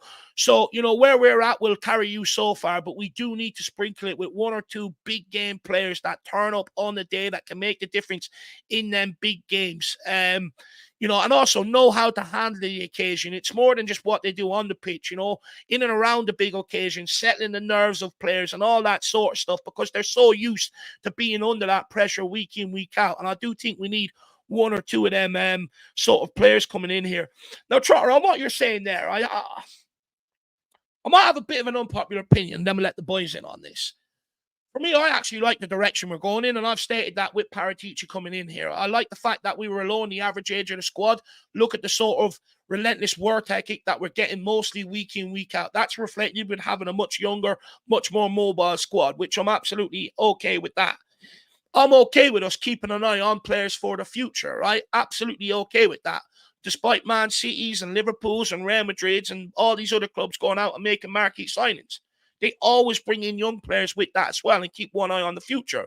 So that is an area we have to be on top of. And there's no reason in the transfer window you shouldn't be doing all of that, to be brutally honest with you. But my problem is if they don't sprinkle it with one or two massive signings, we'll be like what we were under Pochettino, mainly the nearly men all the time. And what will happen is bigger clubs will come in and pick off our best players, and we'll be left with Caucasus again without getting over the line. And I know people are going to say, oh, but these guys love Tottenham. Most players that come to Tottenham see them as a stepping stone. They don't see them as the finished article. They come to Tottenham, put their name in front of all the big clubs, and eventually they get picked off. Harry Kane left to go and win something. Kyle Walker left to go and win something. Ericsson left there, you know, to go try and go and win stuff and stuff like that as well. And the exact same situation will happen here. The only way I will give the club credit is that if that doesn't happen, they've already got the succession plans with some of the youngsters dotted around to be able to step in and come in and hopefully take that place. However, that shouldn't be our ambition. Our ambition should be to sprinkle it with this big signings, keep what we've already added to what we've already got, and also try and produce the next wave coming through. That's where we should be at with it. But if we don't, you watch these players be picked off over the next couple of years. Jack? I think Spurs are, to Trotter, I think Spurs are really good at clever recruitment, where it's like you get applauded for, you know, unearthing kind of a diamond in the rough, or somebody that maybe not a lot of people had their eyes on. And then all of a sudden they realize that he's a brilliant player that, you know, everybody should have been keeping an eye on. And then you look at the price as well, and then you're really blown away. Like, Spurs are sort of always been pretty decent at that. I think until Steve Hitchen came, we sort of fell away from that for a while, where a lot of those sort of, you would think, cheaper signings that maybe could work out and be really brilliant ones ended up being terrible. And then we were just sort of stockpiling really bad deadwood for a period. So it's almost like the bar was actually lowered quite far by, you know, Hitchen in the past. So then, you know, the signings by Paratici of Romero, Bentancur, Porro, you know, Udogi, Vicario, Sarr, like all these guys, I think are top players. But like, the previous signings that we had in comparison were just so poor in comparison that it just sort of, it was an easy bar, I think, to pass actually to a degree, if I were to kind of sympathize with what Trotter is saying here. Like, the guys that have come into this team are definitely great top quality players, but the previous 11s that we had, a few seasons ago were just so dreadful. And that was just because of really terrible recruitment. But where Spurs could improve is, keep doing the clever recruitment, keep sticking with sort of the smart type signings, these really clever, cheaper, brilliant signings. But I agree that where Spurs have never really wowed me is ever really top elite sort of level, marquee type players that everybody is well aware of, the top world class sort of type players in their position. Spurs have never been a club to ever sort of dip into that sort of kind of that mold, or even when we've tried to, we've failed pretty epically in some sort of regard. So I wish maybe we could improve in that, sort of facet, if I were to be harsh, or not harsh, just sort of point out maybe a flaw in our recruitment in the past, or been consistent even under Paratici. Paratici's never dipped into that sort of, market, yet. He's only sort of stuck to the, the diamonds, that haven't been discovered yet type signings. The ones that need to be polished, Jack. Yeah, the diamonds that need to be polished.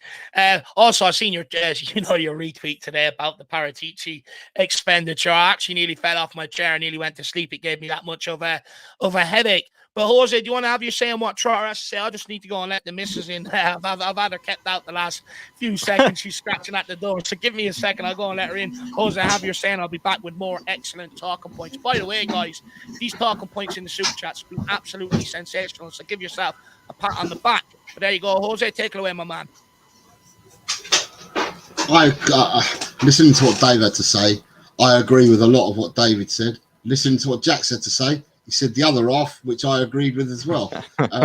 So there's not really much more I can add. I mean, yeah, I both like what we're doing. Yes, there is room, if I'm going to have the criticism, there is room for me to bring some of the youngsters through, because I think some of the youngsters are gems, and there is room for me to bring them in. The caliber of signings that we've made in the last couple of seasons have been far better than the caliber of signings we've made for the previous 4, 5, 6 seasons before that. So we have improved there, in my belief.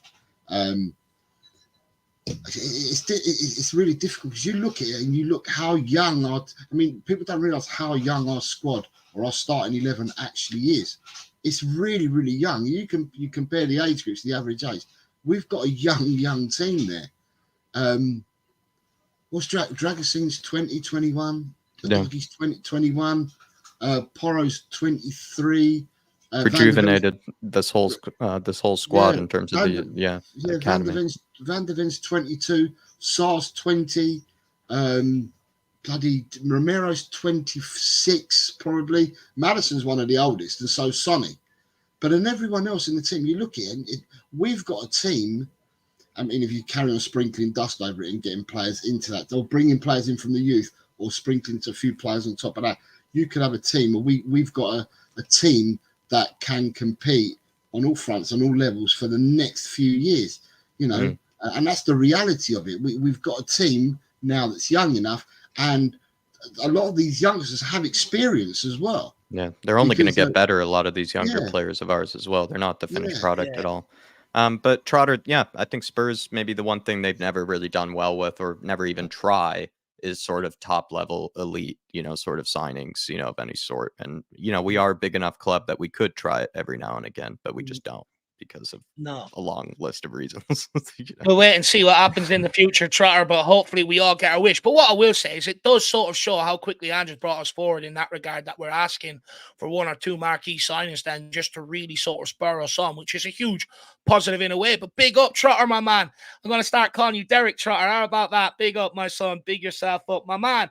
Right, let's keep going. I've got one more sort of big talking point, and then I've got a couple of questions started, so we'll have quick fire on them, and then we'll get in and talk a little bit about the game. So, last sort of controversial talking point, if you lie on my side of the opinion, that is, despite our style of football being very entertaining to watch, Jacko, has Spurs' style of football been as effective as it could have been at If not, how do we get it to that level where it becomes effective? It blew my mind with that question when I wrote it, by the way. So hopefully we get great answers.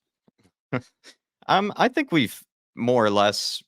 I mean, I don't think it's at the finished product yet, to be perfectly honest, because I'm not sure if we have all the correct personnel for each role that we have in that team, right? I think we have players that are trying their best to do what Ange Postecoglou is asking of them, but I'm not sure if we do have the perfect players in every single position yet, especially when we're going to be fielding this team of, Richarlison, Werner, Brennan Johnson, and other, Hojbjerg and Skip, these sort of kind of players. I think, are they all perfectly suited for the system? Maybe not. So I'm impressed with what Ange has been able to mold and what Ange has been able to, get out of the majority of this team. Yes, he has perfect players in other positions, but still, even when they've dipped out for injuries or whatever reasons, suspensions, he's been able to get guys like Emerson to be able to play confidently enough in the role. So I feel like the tactics, for the most part, and just sort of his system is going to get better, and it is going to be more fine-tuned, and we're going to get more players in that will make the system look even more genius and even more effective.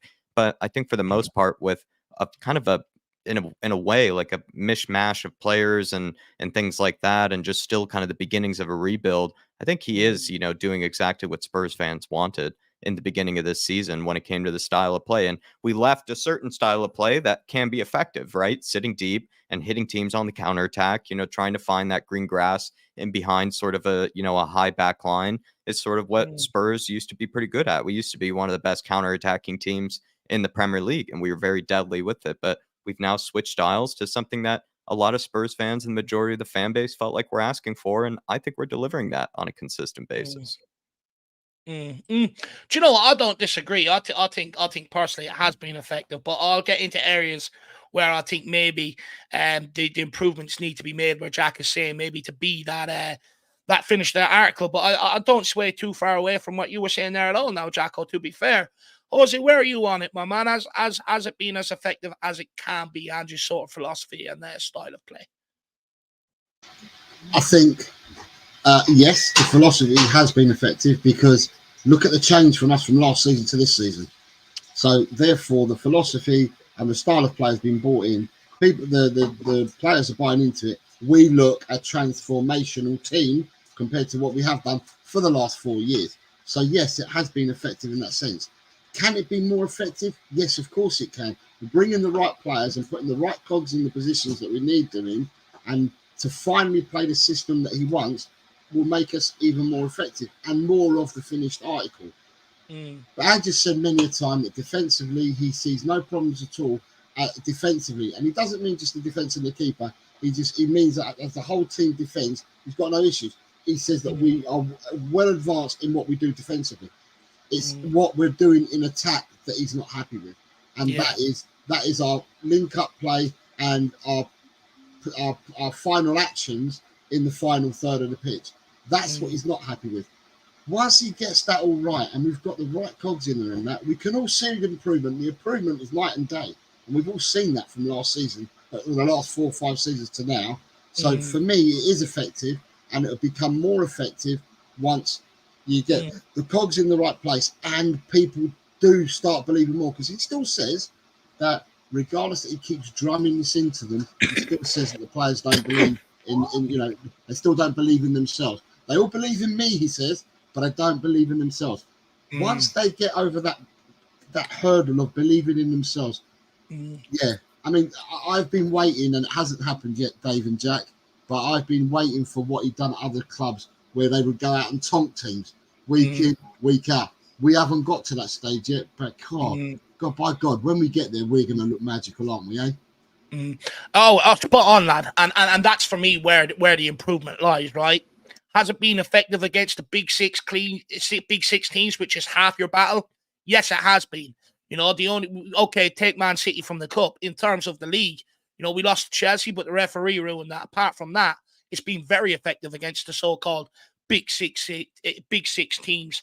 I think it's been sort of very efficient in dominating games in opposition's half, which is where we want to be playing our football, which is absolutely brilliant. But where I think it really needs to be improved is what you're saying, Jose. Killing teams off You know, we can score 1 or 2 goals. You look at the stats here. We're on a club record at the minute of scoring in 33 consecutive league matches. You know, you take out the FA Cup one, that's why it says league matches there. And then we've opened the scoring in the league 16 a high of 16 games so far this season. So it's very effective of sort of getting us going. But where it really needs to be sort of tightened up a bit is killing teams off. And for me, that is that forward line. I'd argue we have our worst forward line here in a decade. For a decade, you know, or just under a decade, we had 2 world-class players in Son and Kane. And it didn't really matter who played on the right-hand side because them two would pick up the slack anyway. And for me, I think that's where we're lacking. I think we've got enough players in there to be able to create 1 goal, maybe sometimes 2 goals. But what we don't have is the team, a forward line that's ready to kill off opponents when the opportunity is there. Earlier on in games, how many teams have been vulnerable? How good have we looked? We've scored 1 goal and we've sort of sat off. We haven't had any answers outside of that. And later on in games, team comes at us. And so far this season, they have been getting points out of it. So for me, that's where it really needs to improve to see the full effect of what Postecoglou done at Celtic. At Celtic, his team were able to kill teams off when the opportunity was there. And until we get to that point, we still have work to do. And the only way of getting there for me is that forward line. And it can't just be any Joe Soap like we've seen a Brennan Johnson or a Timo Werner.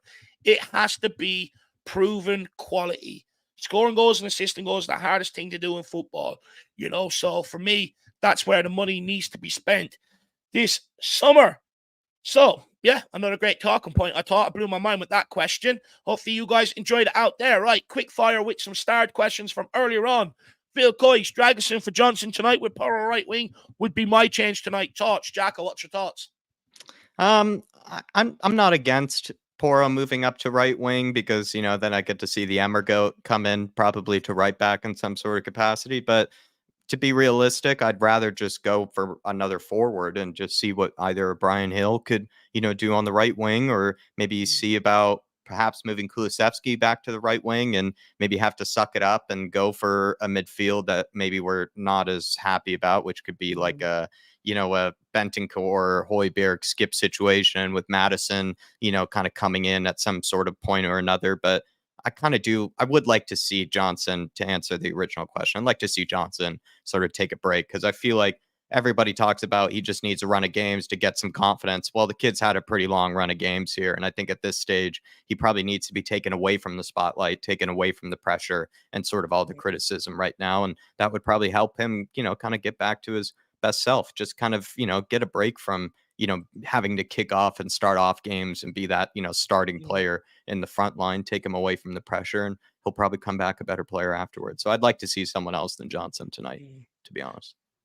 Yeah, same here. I think personally you might see Kulusevski shifted out there.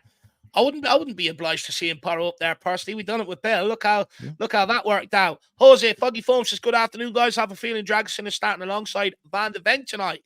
What's your thoughts on that? I see a lot of people maybe suggesting it could be beneficial, especially from set pieces for us. Do you know what? I watched Romero play, and when we get corners, the most attacking player and the most potent player that we look like we've got on the biggest threat is Romero. And Romero is probably the shortest of Dragosin, Van de Ven, and Romero. Put all 3 together, he's probably the shortest out of the 3. Yet he looks absolutely potent in the air. But then I've seen Dragosin when he was at Genoa, he looked like a beast in the air as well. And out of the 3, the weakest in the air for me probably looks like Van de Ven, to be honest. Because Van de Ven's not known for his heading ability and stuff in opponents' boxes. Or Van de Ven's more your footballing centre half, likes to play the ball on the deck, and he's eloquent, looks really good, and he's quick. But to me, to answer the previous question, to answer this question, do you know what? We've bought in Dragosin, which means now that we've got options. And the options are that if we wanted to float and do the Man City and play 4 centre-halves or play 3 centre-halves and push people on into to help out in the midfield, we've got the luxury of doing that. Dragosin has signed. He was probably told that he'd be competition. He probably wasn't told that he'd be a first-team player. So Dragosin's probably got to suck it up and see. He's got to take on board what's being said to him on the training pitches to get him ready for the formations, playing patterns, and what they want to see of him and what they want him to do. And not before long, he will be in the side. It would be good to see Dragusin play, but for me, I would have thought that the starting two tonight, unless there was injuries, I'd say it would be Van der Ven and Romero for me. Yeah, look, me personally, just quickly, I don't see the point in changing that back four. That back four was the one that got us on that run in the first 10 games. I thought it was outstanding against Man City. I do get that we've got a lot of games coming up in a quick space of time, so you will see changes naturally from that, but I don't think we need to force it. It was always the same under Conte as well, trying to force changes, let them happen naturally is what I would say on that. I don't want to upset that back four too much right now, but Foggy 4, he could very well start tonight, and if he is, I'll give you a shout out on the watch along and say you told me so, my man. Johnny Maddox says, curious about which player you guys must think will step up for us today. Look, I'll take this one quickly. For me, I'm looking at Bentancur. I think he's absolutely crucial today in terms of how long we sit in Brentford's half and how long we sit there, on the ball trying to unlock that door. Plus, he has a bit going forward and he's a threat from set pieces as well. He does get on the end of a few of them. So for me, I think we need him to have a massive impact. And if Kulu starts at right wing, I think he could have a major impact tonight. I think he'd be refreshed getting back out to the wing and not have to do as much sort of dog work in the midfield and stuff like that. I think it saps his energy a lot. So for me, Kulusevski and Bentancur be the two today. And I do think we'll be doing a pigeon dance tonight off the back of it, my man. And then, Jack, we'll ask you this one because everybody knows my thoughts on it. Been banging on about it since the summer, so I'm not going to answer that. Jack? I feel like Richarlison, again, has been playing fine, in the Premier League. So I understand that, yes, maybe Spurs this summer should be looking at a more clinical, maybe more elite level type mold of striker, but he's sort of, again, he's second top scorer for our team in the Premier League this season. He has some of the most goal contributions in our side. He's in fine form at this moment in time in the Premier League for how lowly people rated him at one stage or another. He is really surpassing a lot of the sort of original expectations people had at one stage for Richarlison. And if he gets to, the original marks of 14, 15 Premier League goals, a lot of people set out for him as a good season, then I think we can sort of accept him as a good striker for Spurs to have around. Yes, we could go after someone better for sure, and probably would be advisable to do that. But I just want to not just always just disregard or ignore Richarlison is really what I mean to say. Who knows? Maybe he'll pop up with the goals tonight and Ivan Toney doesn't. And Ivan Toney hopefully at least left a cheeky bet then on Richie to score so he can at least wipe away his tears, afterwards. But I get the point, though, that yes, guys like Ivan Toney, the way they can bring players into the game, he sort of does more than just score the goals. And he's a very clinical player, don't get me wrong. And I just, maybe I feel like Richarlison's in fine enough form that I feel confident. I think, look, someone like Ivan Toney can give you what Harry Kane gave you. Someone like Richarlison is just a fox in the box. Give him chances, he'll score goals, especially he's not when Ivan fit. Toney's level, but he is performing at an impressive rate right now where it's just, it's hard to ignore for me. But yes, Ivan Toney is at a different level than Richarlison. I would definitely agree with that. Look, for me going forward, I think next season you're going to need two strikers, right? What if we carry an injury to Richarlison? We're going to be going on all four fronts. So I do think you need someone, that knows where the back of the net is to come in here and compete with Richarlison next season without a shadow of a doubt, despite how Richarlison does this year. We can't go where we did with Harry Kane, where you had one striker every season. If he gets injured, we see a massive drop-off. So we can't have that. So we do need another striker in here. However, I do think when Richarlison doesn't score like he didn't against City, I think he comes in for unfair and unwarranted criticism. At the end of the day, if you don't provide your striker an opportunity inside the box, what do you expect them to do? So I do think anytime we don't get the right result, he's sort of scapegoated a hell of a lot, to be brutally honest. And I do think, despite many people having their concerns about him, he's answered your concerns. And so just give him, get off his case between now and the end of the season and let's see what he can do. But look, let's keep this show moving on. Jose, Tottenham, we'll let you have your say on this because me and Jack sort of had our say on this one yesterday. But Jose, Tottenham are trying something a bit different for the first time before the game tonight. They are staging a mobile phone light show enabling supporters to play their part in adding to the electric atmosphere at the Tottenham Hotspur Stadium. The light show will take place just ahead of kickoff It's an initiative to try and boost the pre-match atmosphere at the stadium. There's a lot of mixed reactions I've seen on social media, put out questions on it myself. Some are applauding the club, some are criticising the club.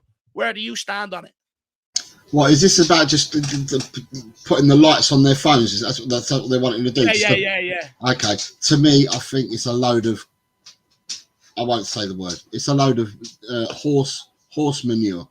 To me, lights putting your flashlight on your phone ain't going to encourage and ain't going to make you bounce or anything like that. What you want is, if you want to make the team bounce, then the crowd's got to bounce, and the crowd would bounce better by having, I don't know, more drummers, more saxophonists, people that get you going. Do you know what I mean? Yeah. The songs. I don't know what lighting up your phones is going to do, to be honest. It's not for me, Dave, Jack. Not for me. Yeah. No, look, fair enough. I can understand that. I do agree with you. I would like, to say, as much as I hate Arsenal, I do like that song "North London Forever" before the game. It sort of stirs up the emotions, the tribalism, and I would like something like that. However, are we going to partake at home today in the watch along? Yes, we are. So everybody, just before kickoffs, have your phones out. Instead of smashing the like button or typing comments, get your phones out, get the torches out, and join myself and Jack at home doing it. I'm sorry, slate me all you want. Things like that put a smile on my face, and we live in a big bad world, and if something like that can make me happy for a couple of seconds, I will take it all day long. And what I would love, and the image I had in my head last night, is it's going to be amazing being recreated at the stadium. But I do think it would be amazing if we could all do it at home ourselves and pretend to be a part of that as well. Be absolutely brilliant. And Jose is already getting in the spirit. I know he'll definitely be doing it as well. I do hope that they bring it up on TV. So if you randomly see myself and Jack there with a torch on the watch along, we're not performing dental surgery or anything. We're just being pathetic Spurs fans. But Jacko, Donovan Oosterreicher, member for 19 months, says if Tuchel leaves Bayern, I can see the whole team come tumbling down and the return of the GOAT, especially if we do the unthinkable this season. Come on, you Spurs. Big up, Donovan. Have you heard the latest about Bayern? They're looking at Steven Bergwijn. Oh, wow. Wow. So people are now saying, what is it that Harry Kane has done since he's gone there? He's taken Dyer, and now they're looking at Bergwijn. Harry Kane's pulling the transfer strings. I think Bayern are in sort of a funky position, because I think Leverkusen did drop points though recently. I did actually watch that game, and so you start to then get the sneaky suspicion that Bayern once again will sort of get away with a pretty bad season and still sort of win a Bundesliga title. But still, Leverkusen are good enough. They could still technically win it this season. If they don't win the Bundesliga title, I think Harry Kane would be very disappointed, because I don't see them winning the Champions League. And if he were to, and I think they were knocked out of the Pokal as well. So he actually only has 2 or maybe 3 sort of potential trophy opportunities kind of left for Harry Kane, or at least available. And there is a small possibility, or he might not actually get any of them. And if he were to go trophyless at Bayern, I don't know, maybe Harry Kane would start to reconsider his moves from going there, and might take up that Levy option on the buyback clause or whatever it was, because there is a small chance Bayern really could go trophyless this season, if I'm not mistaken. Maybe, no, you're not mistaken. You're absolutely not mistaken. But maybe the plan was sell Harry Kane, take the 100 million, then send all the ex-Spurs players that brought down Harry Kane at Tottenham over there, so that he'd jump ship emergency to come back to Tottenham next summer. Just, a 100 million season long loan. But Donovan, I'll be honest, I don't get where their recruitment's coming from. Bayern Munich has had some amazing recruitment down the years. I don't understand why it's changed tack or anything like that. But, they can take our dregs if they want, because all it does is push Harry Kane closer to returning back to Tottenham, which would be absolutely brilliant. So where are we now on my list? So, guys, we'll start with you on this one, Jack. Or do you expect to see a reaction tonight and bounce back from Friday night's FA Cup defeat to Man City? I hope to see one. Especially some of the players did look really disappointed in sort of the way that it did go out, because there's a lot of pressure in that game, I think, to sort of deliver maybe the dreams, or at least the, kind of the allure that, Spurs could be on a cup run. But they just really didn't show up, in that game, and they just weren't at their best selves at all. I think we probably would have been more sympathetic to them had they actually put in a, really solid and, pretty amazing performance. But let's say just didn't get the rub of the green, or we just got unlucky, or it just wasn't our day. I think we would have been okay with that, but wasn't a good enough performance to really say that, where we could really have been proud of, going out in the way that we did. So I just feel like that these players will hopefully have that in mind. And even seeing from sort of Romero's kind of Instagram post, as well as sort of like Pedro Porro's and guys like that, they did seem to be pretty upset and pretty let down by themselves and just sort of performance in general. And Dave, as you know, and I know, like guys like Romero, Pedro Porro, when they do end up having, let's say, a performance that they're not wholly proud of as a team, they do a good job at sort of bouncing back in a few ways, or at least they themselves individually do a good job and sort of, getting the best out of their own performances. So I hope that Spurs do kind of use that as maybe a bit of a, I don't know if it's a lesson, but just sort of a moment like, hey, like that was a huge, massive game that we just didn't at all show up for us. It means we need to be focused here and be able to motivate ourselves to, kick on for the rest of the season, because it was sad to go out in that sort of way where we couldn't even be that proud of our performance. Absolutely, absolutely spot on. Let's welcome a few people in. Spurs GCTV, Marky Cook as well. Great to see you. Who else have we got here? Fighty Foam still with us. It's great to see Bob Down Under's in here. Great to see you. Paulinho as well, my man. Who else have we got here? Timmy. Good to see you, Timmy boy. Golden Sun. Who else have we got here? Dragon These Nuts as well. One of the greatest names. And then we also have Stevie Fraser as well. Great to see you, sir. Jose, like Jacko, you expecting that bounce back tonight? Yeah, I am expecting a bounce back. I'm just looking back when we played Brentford, because it was the first game of the season, lads. And I'm looking at the Brentford team that night.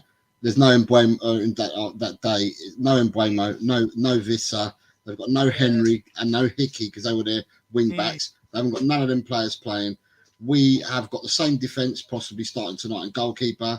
We've got no Basuma and Skip, and we've got no Son. But Maddison, Kulusevski, Richarlison all played that game. You got Bentancur to come into that lineup as well. Look, we're at home. If I go back into the first game, Brentford always tricky away from home at their ground. And looking at the stats on the day of the game that we played earlier on, we had 70% possession to their 30. We had 18 shots to their 11. We both had 6 on target. We've made 711 passes to 306. Passing accuracy for us was 89 to their 76.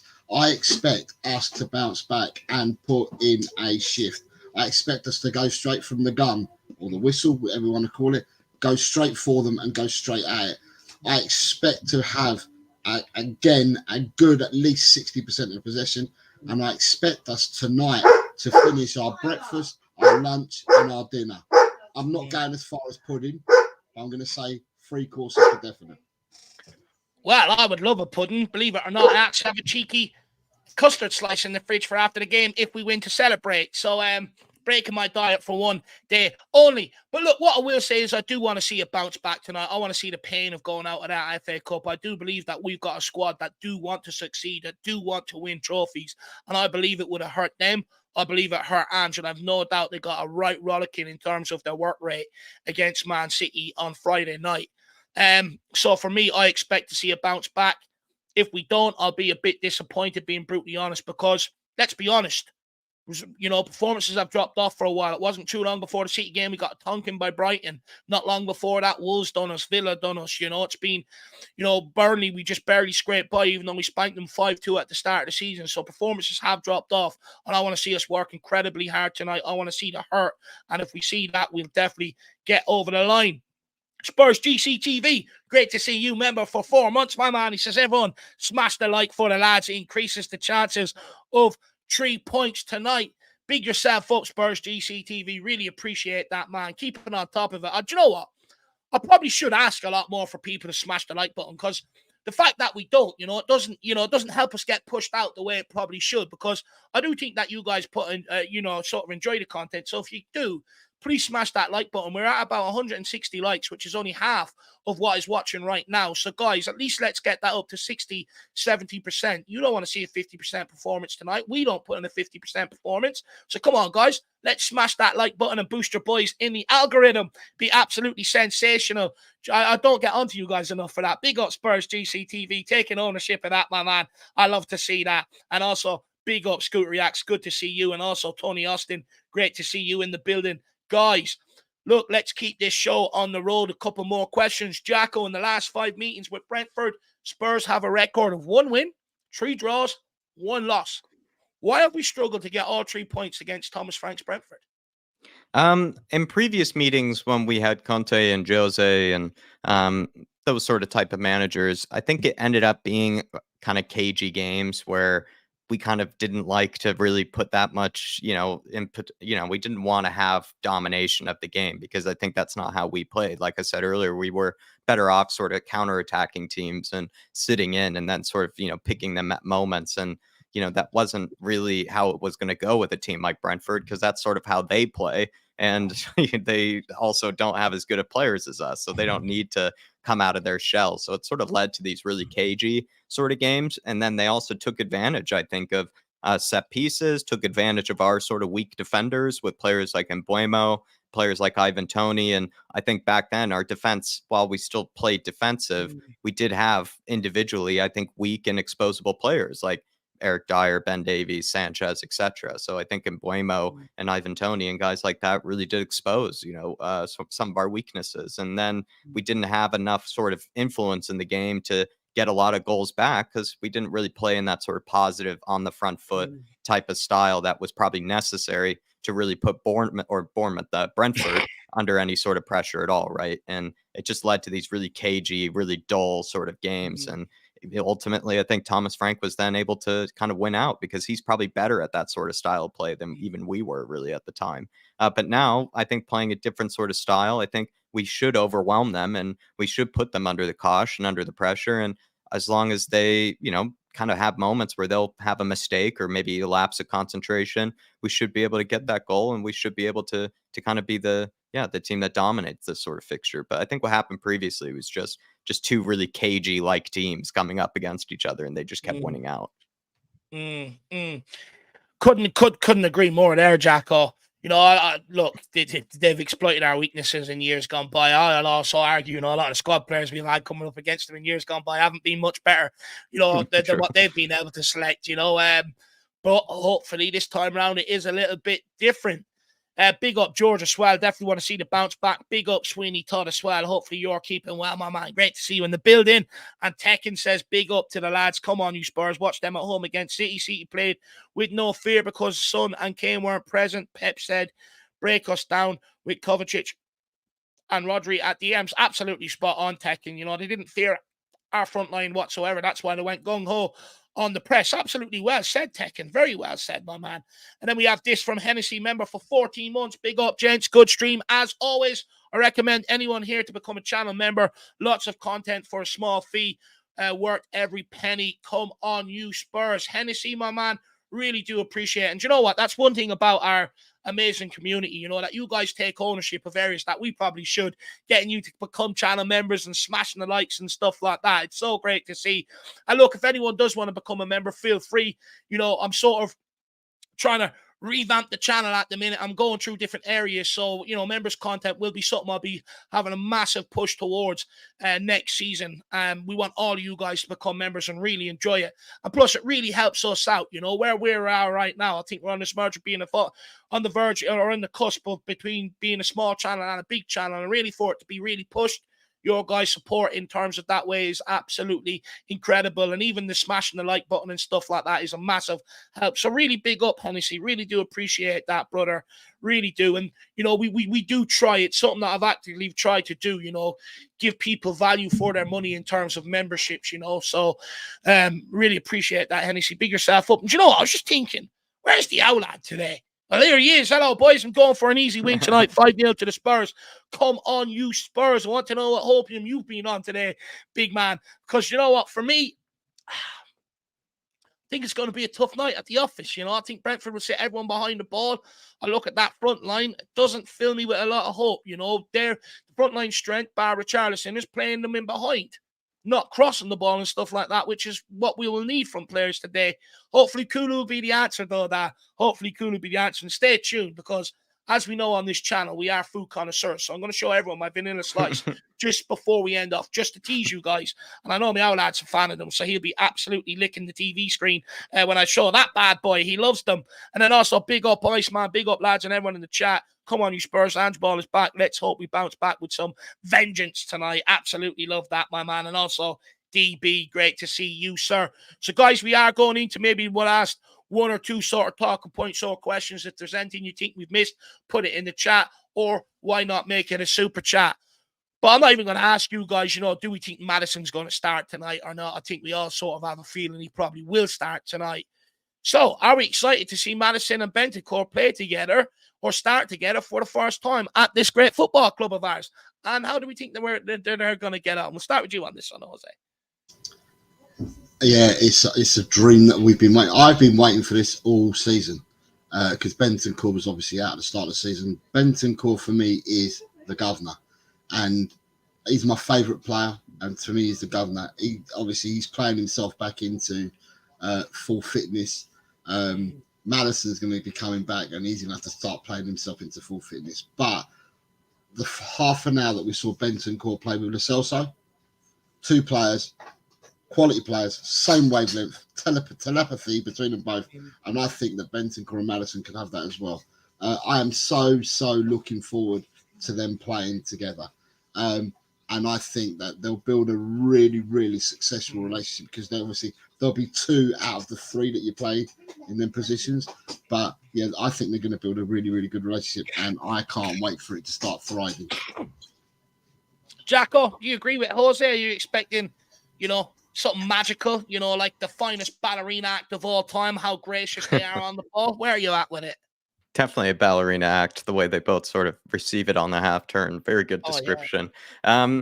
It sort of speaks to, though, how dreadful sort of our injury record has been, and just sort of how unlucky we've been that these guys haven't played together, if that's actually true, right? Because they really are sort of first choice midfielders. Maddison is a first choice midfielder. Bentancur, I think, gets into the team. You know, usually it'd be pretty crazy if he didn't. You know, that would then mean that someone's playing so well to be able to displace them. Because even people that aren't even sometimes Spurs fans do really rate Bentancur quite highly up there, and do think that he's a top class midfielder, and I do as well. But it just sort of is sad to even think that we haven't had this opportunity to see them together at all this season. So we've really had sort of a, you know, hand behind our back sort of kind of situation, maybe with this midfield, with all the sort of combinations we've had to make. I feel like they should be sort of the necessary kind of creativity and just sort of class on the ball that, you know, could be good enough to break down a very good and well-drilled, organized Brentford team. And when you have these sort of defensive, low block type sort of sides, you just need guys that know how to move the ball quickly, know what to do before they receive it, sort of have that close touch and close control where you can't really even get near them, makes it almost pointless to even press them or try to win the ball off them. And then they need to have that bit of class and that bit of sort of creativity to see some of the runs and see some of the, you know, kind of little pockets of space that they can try to play through for guys like Werner and Richarlison. And I think Bentancur and Maddison are those two guys, but really is just more shocking that they haven't played together at all. That's just sad. Really. It's mad. It's absolutely mad. Of course, I think they played together for a few minutes, man. Say that doesn't count, you know. It's hard for Maddison to come into a game, you know, and sort of, especially a game like that, and make any sort of impact. For me, I absolutely can't wait to see it. One thing that drove me mad in years gone by, Winksy and Stinksy and Skippy and people like that in the midfield, none of them could really, like, you know, do anything properly on a technical basis. You know, you see with Maddison and Bentancur, aka Mercedes Benton class, I'm expecting link-up play, 1-2s on the same level, you know. Players going to chase them, they're just chasing shadows all day long, you know. Really light-footed, you know, knows how to get out of trouble. It doesn't matter if two players come and press them, they know how to get out of it. For me, that's what I can't wait to see. Total football And that's what I'm absolutely buzzing about. Like, you know, we used to have Sissoko running around anytime, you know, great destroyer, but anytime the ball came near him, it's like you were down in your local car park kicking it off a fucking concrete wall. You know, it just bounced straight back to you. It was absolutely shocking, you know. So I'm glad now that hopefully we're getting to a point where we've got 3 technical players in there and they're going to absolutely slice and dice teams open. That'd be my way of thinking. So I can't wait to see that, and hopefully they live up to my expectations. Now, 2 last questions. Jose, one shot in 90 minutes versus Man City was poor. And I don't care what anyone says, even if it is against the best team in the world, it's just shocking. It's a clear indicator to me that a front three of Werner, Richarlison, and Johnson does not work. None of them are creators. They all need chances provided for them. We need to change it up today, in my opinion. How does Ange do that? I thought the midfield against Man City were poor, and that's why the chances weren't created for the forwards. Now, whether that was that we were just poor or whether that was that Man City's press and they bustled and hustled us and therefore didn't let our midfield play could be a reason for it. The only way to change that is that you need the lock picker, and the lock picker wasn't playing and he's been playing tonight. So Maddison is the lock picker, is the player that you need. And to me, I would go as far as I'd bench Johnson tonight. I'd play Kulu out there and I'd bring in Skip for the energy. I would love to turn around to Dave and Jack say I would like to see Kulu, Madders and Lolo together and then play the other front 3, but I just don't think we've got the luxury of that. I think Skip may come in for his energy, and I think give Johnson a break, stick him on the bench, let him be coached and do a bit more training, watch from the sides, and maybe come on as an impact sub for the time being, gain his confidence back, and that, because you know he must feel it, and he must feel the crowd being on top of him as well. So that's what I'd go for. But I'd like to see the midfield actually click. We didn't against Man City, and it was poor, and that's why we only had 1 attempt. No, I absolutely agree with you. For me, that's what I'll be doing, pushing Kulu out to the right-hand side. Fun stat. Kulu has the most chances created from open play than any other Spurs winger in the squad this season from the right-hand side. So anyone that says Kulu doesn't create, I'd maybe look at that again. But yeah, Jose, completely agree. That's exactly where I'm at with that. And then Jacko, last question before you. And while you answer, I'm going to get my vanilla slice out and let everyone have a good look at it. If Spurs win, I'm going to chomp that bad boy down. If Spurs lose, you can watch me put it in the bin. But look, Jacko, last question for you, lad. Spurs have scored the 3rd most goals in the league with 44. And our top scorers are Sonny with 12, Richie with 7, Kulu with 5, Romero with 3, along with James Maddison with 3. Ramban, love that. Have the goals been dispersed throughout the squad enough for you, or are we far too reliant on Richarlison and Sonny to score the chances we create? Absolutely fantastic. So, Jack, you can answer your own question on that one.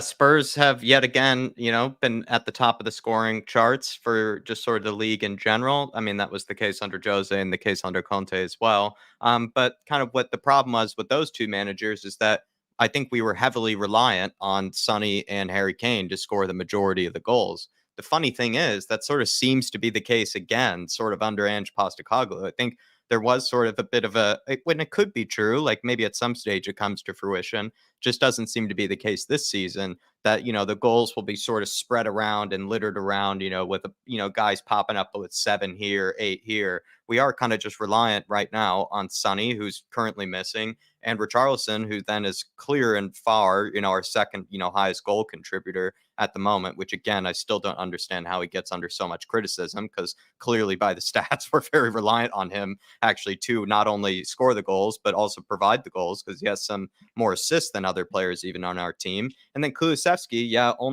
he's had a really good season creative wise, but still 5 goals. Like, I think some people might think he would be a little higher at this stage. And then Romero, like as the second, after, or the third or the fourth, whatever, like Romero, like who's missed a lot of games, has only played so often. And then James Maddison, like these are, just kind of clear indications that there should be someone else that is also with kind of the Kulusevski sort of Richarlison bracket that has around 5 to 8, 9 goals. And then that would mean then that the goals are being spread around a bit more, sort of thing. So if you ask me, I think players like Brennan Johnson, sort of players like, as well, maybe Solomon if he didn't get injured, these sort of guys that would have come into the team. Brian Hill, if he was given chances, could have contributed more. But we're just missing sort of that extra goal threat and sort of that extra, like creator or whatever it may be, because clearly we're just, when it comes to who's scoring the goals and who's putting them in or even creating them, we're relying on Richarlison, Kulu, and Sonny, and then Romero and Madison, who barely even play or have been injured for a lot of this season. So, I mean, that's kind of a sign that it's kind of similar problems to previous managers, that we're too reliant on certain players. Yeah. No, look, I completely agree with that. And hopefully, there's big money spent in the forward line in the summer. And because I think many people agree now that's sort of the last area where we really need to address on the pitch and then move on.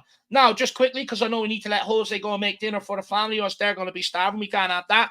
And myself and Jack are going to end off for the watch along. But just quickly, I did promise you I'll give you a glimpse at the Holy Grail. So, oh, look at that. Look at that. Full of cream and custard and everything else. Now, I know your boy is on a diet.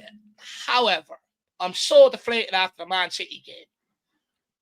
I do need a pick-me-up. So if we win tonight, I'm going to absolutely enjoy the living crap out of this vanilla slice. So hopefully we do win today, and I hope all you guys out there are jealous of what I've got for after the game if we win. If not, I'll throw it in the bin because I'll be absolutely disgusted. I only deserve it if Tottenham win. Right. Let's get on to score predictions, and we'll find out where we can find you, Jose. Jose, what's your score prediction, and where can we find you? Now that's absolutely raging. I'll tell you what, I'll pick you up one tomorrow or the next day when you come over, and I'll treat you to one, my man. Pick yourself up. But Jose, where can we find you? I can be found. I've got my own channel, which is El Tel Cockerel, which is a really, really small channel. I think I've just gone past the 150 subscriber mark. But then I also co-host on Talking Ball with Colin, and on there we have a bigger gang. So we've got Ash P, Chang, Ellie, Colin, and myself doing different content on different days. So I can be found there as well. Right, I said earlier that for me, Dave, Jack, I think tonight I've been waiting for us to go out and tonk teams. So for tonight, I'm going to go with my prediction, which was 3-0. So we're going to have our breakfast, our lunch, and our dinner. And we'll save the pudding for you, Dave. If not, if we score a fourth, then you're getting extra pudding. But tonight is very, very important to us, because I'm just looking. The Chelsea game has been postponed because they made the League Cup final. So therefore, our next 5 games up until the 2nd of March, Everton away. Apart from that, we're home to Brentford, home to Brighton, home to Wolves, home to Palace. So for me, why not start them 5-game streak tonight by absolutely smashing Brentford, getting it right tonight, and then taking that into our next 4 games. I truly believe if we play well tonight and we play better than what we have been, and we end up scoring goals, and we end up playing the system that, the football that we handball properly, that will stand us in good stead for the next 4 games after tonight. And the league position will look totally different come beginning of March. I really do hope so. We've got a good opportunity to go on a good run now. But guys, I've really have enjoyed having Jose here today. I think he's been an absolute brilliant guest.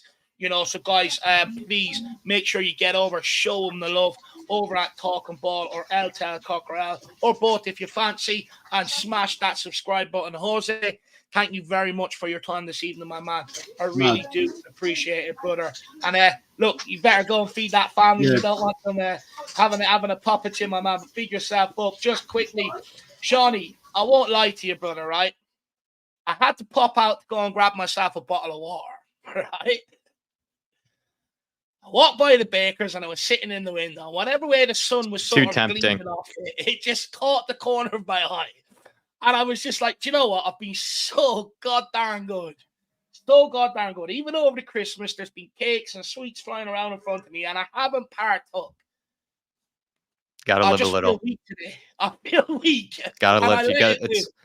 Gotta let life, Dave, come through. You can't just be a life of boredom. You gotta live a little dangerously. And sadly, you've had to sort of, jail yourself pretty much to where just a little bit of cake is, you're a little bit of freedom, in a day. So you've earned it, Dave. You've earned it. Oh, no, I haven't. I was in your chat telling you how good I've been, Charlie. But however, like I said, You know, the bakers, whatever way the sun was shining on it, do not crucify me. However, it's one indulgement, and I'll move on, Shawnee.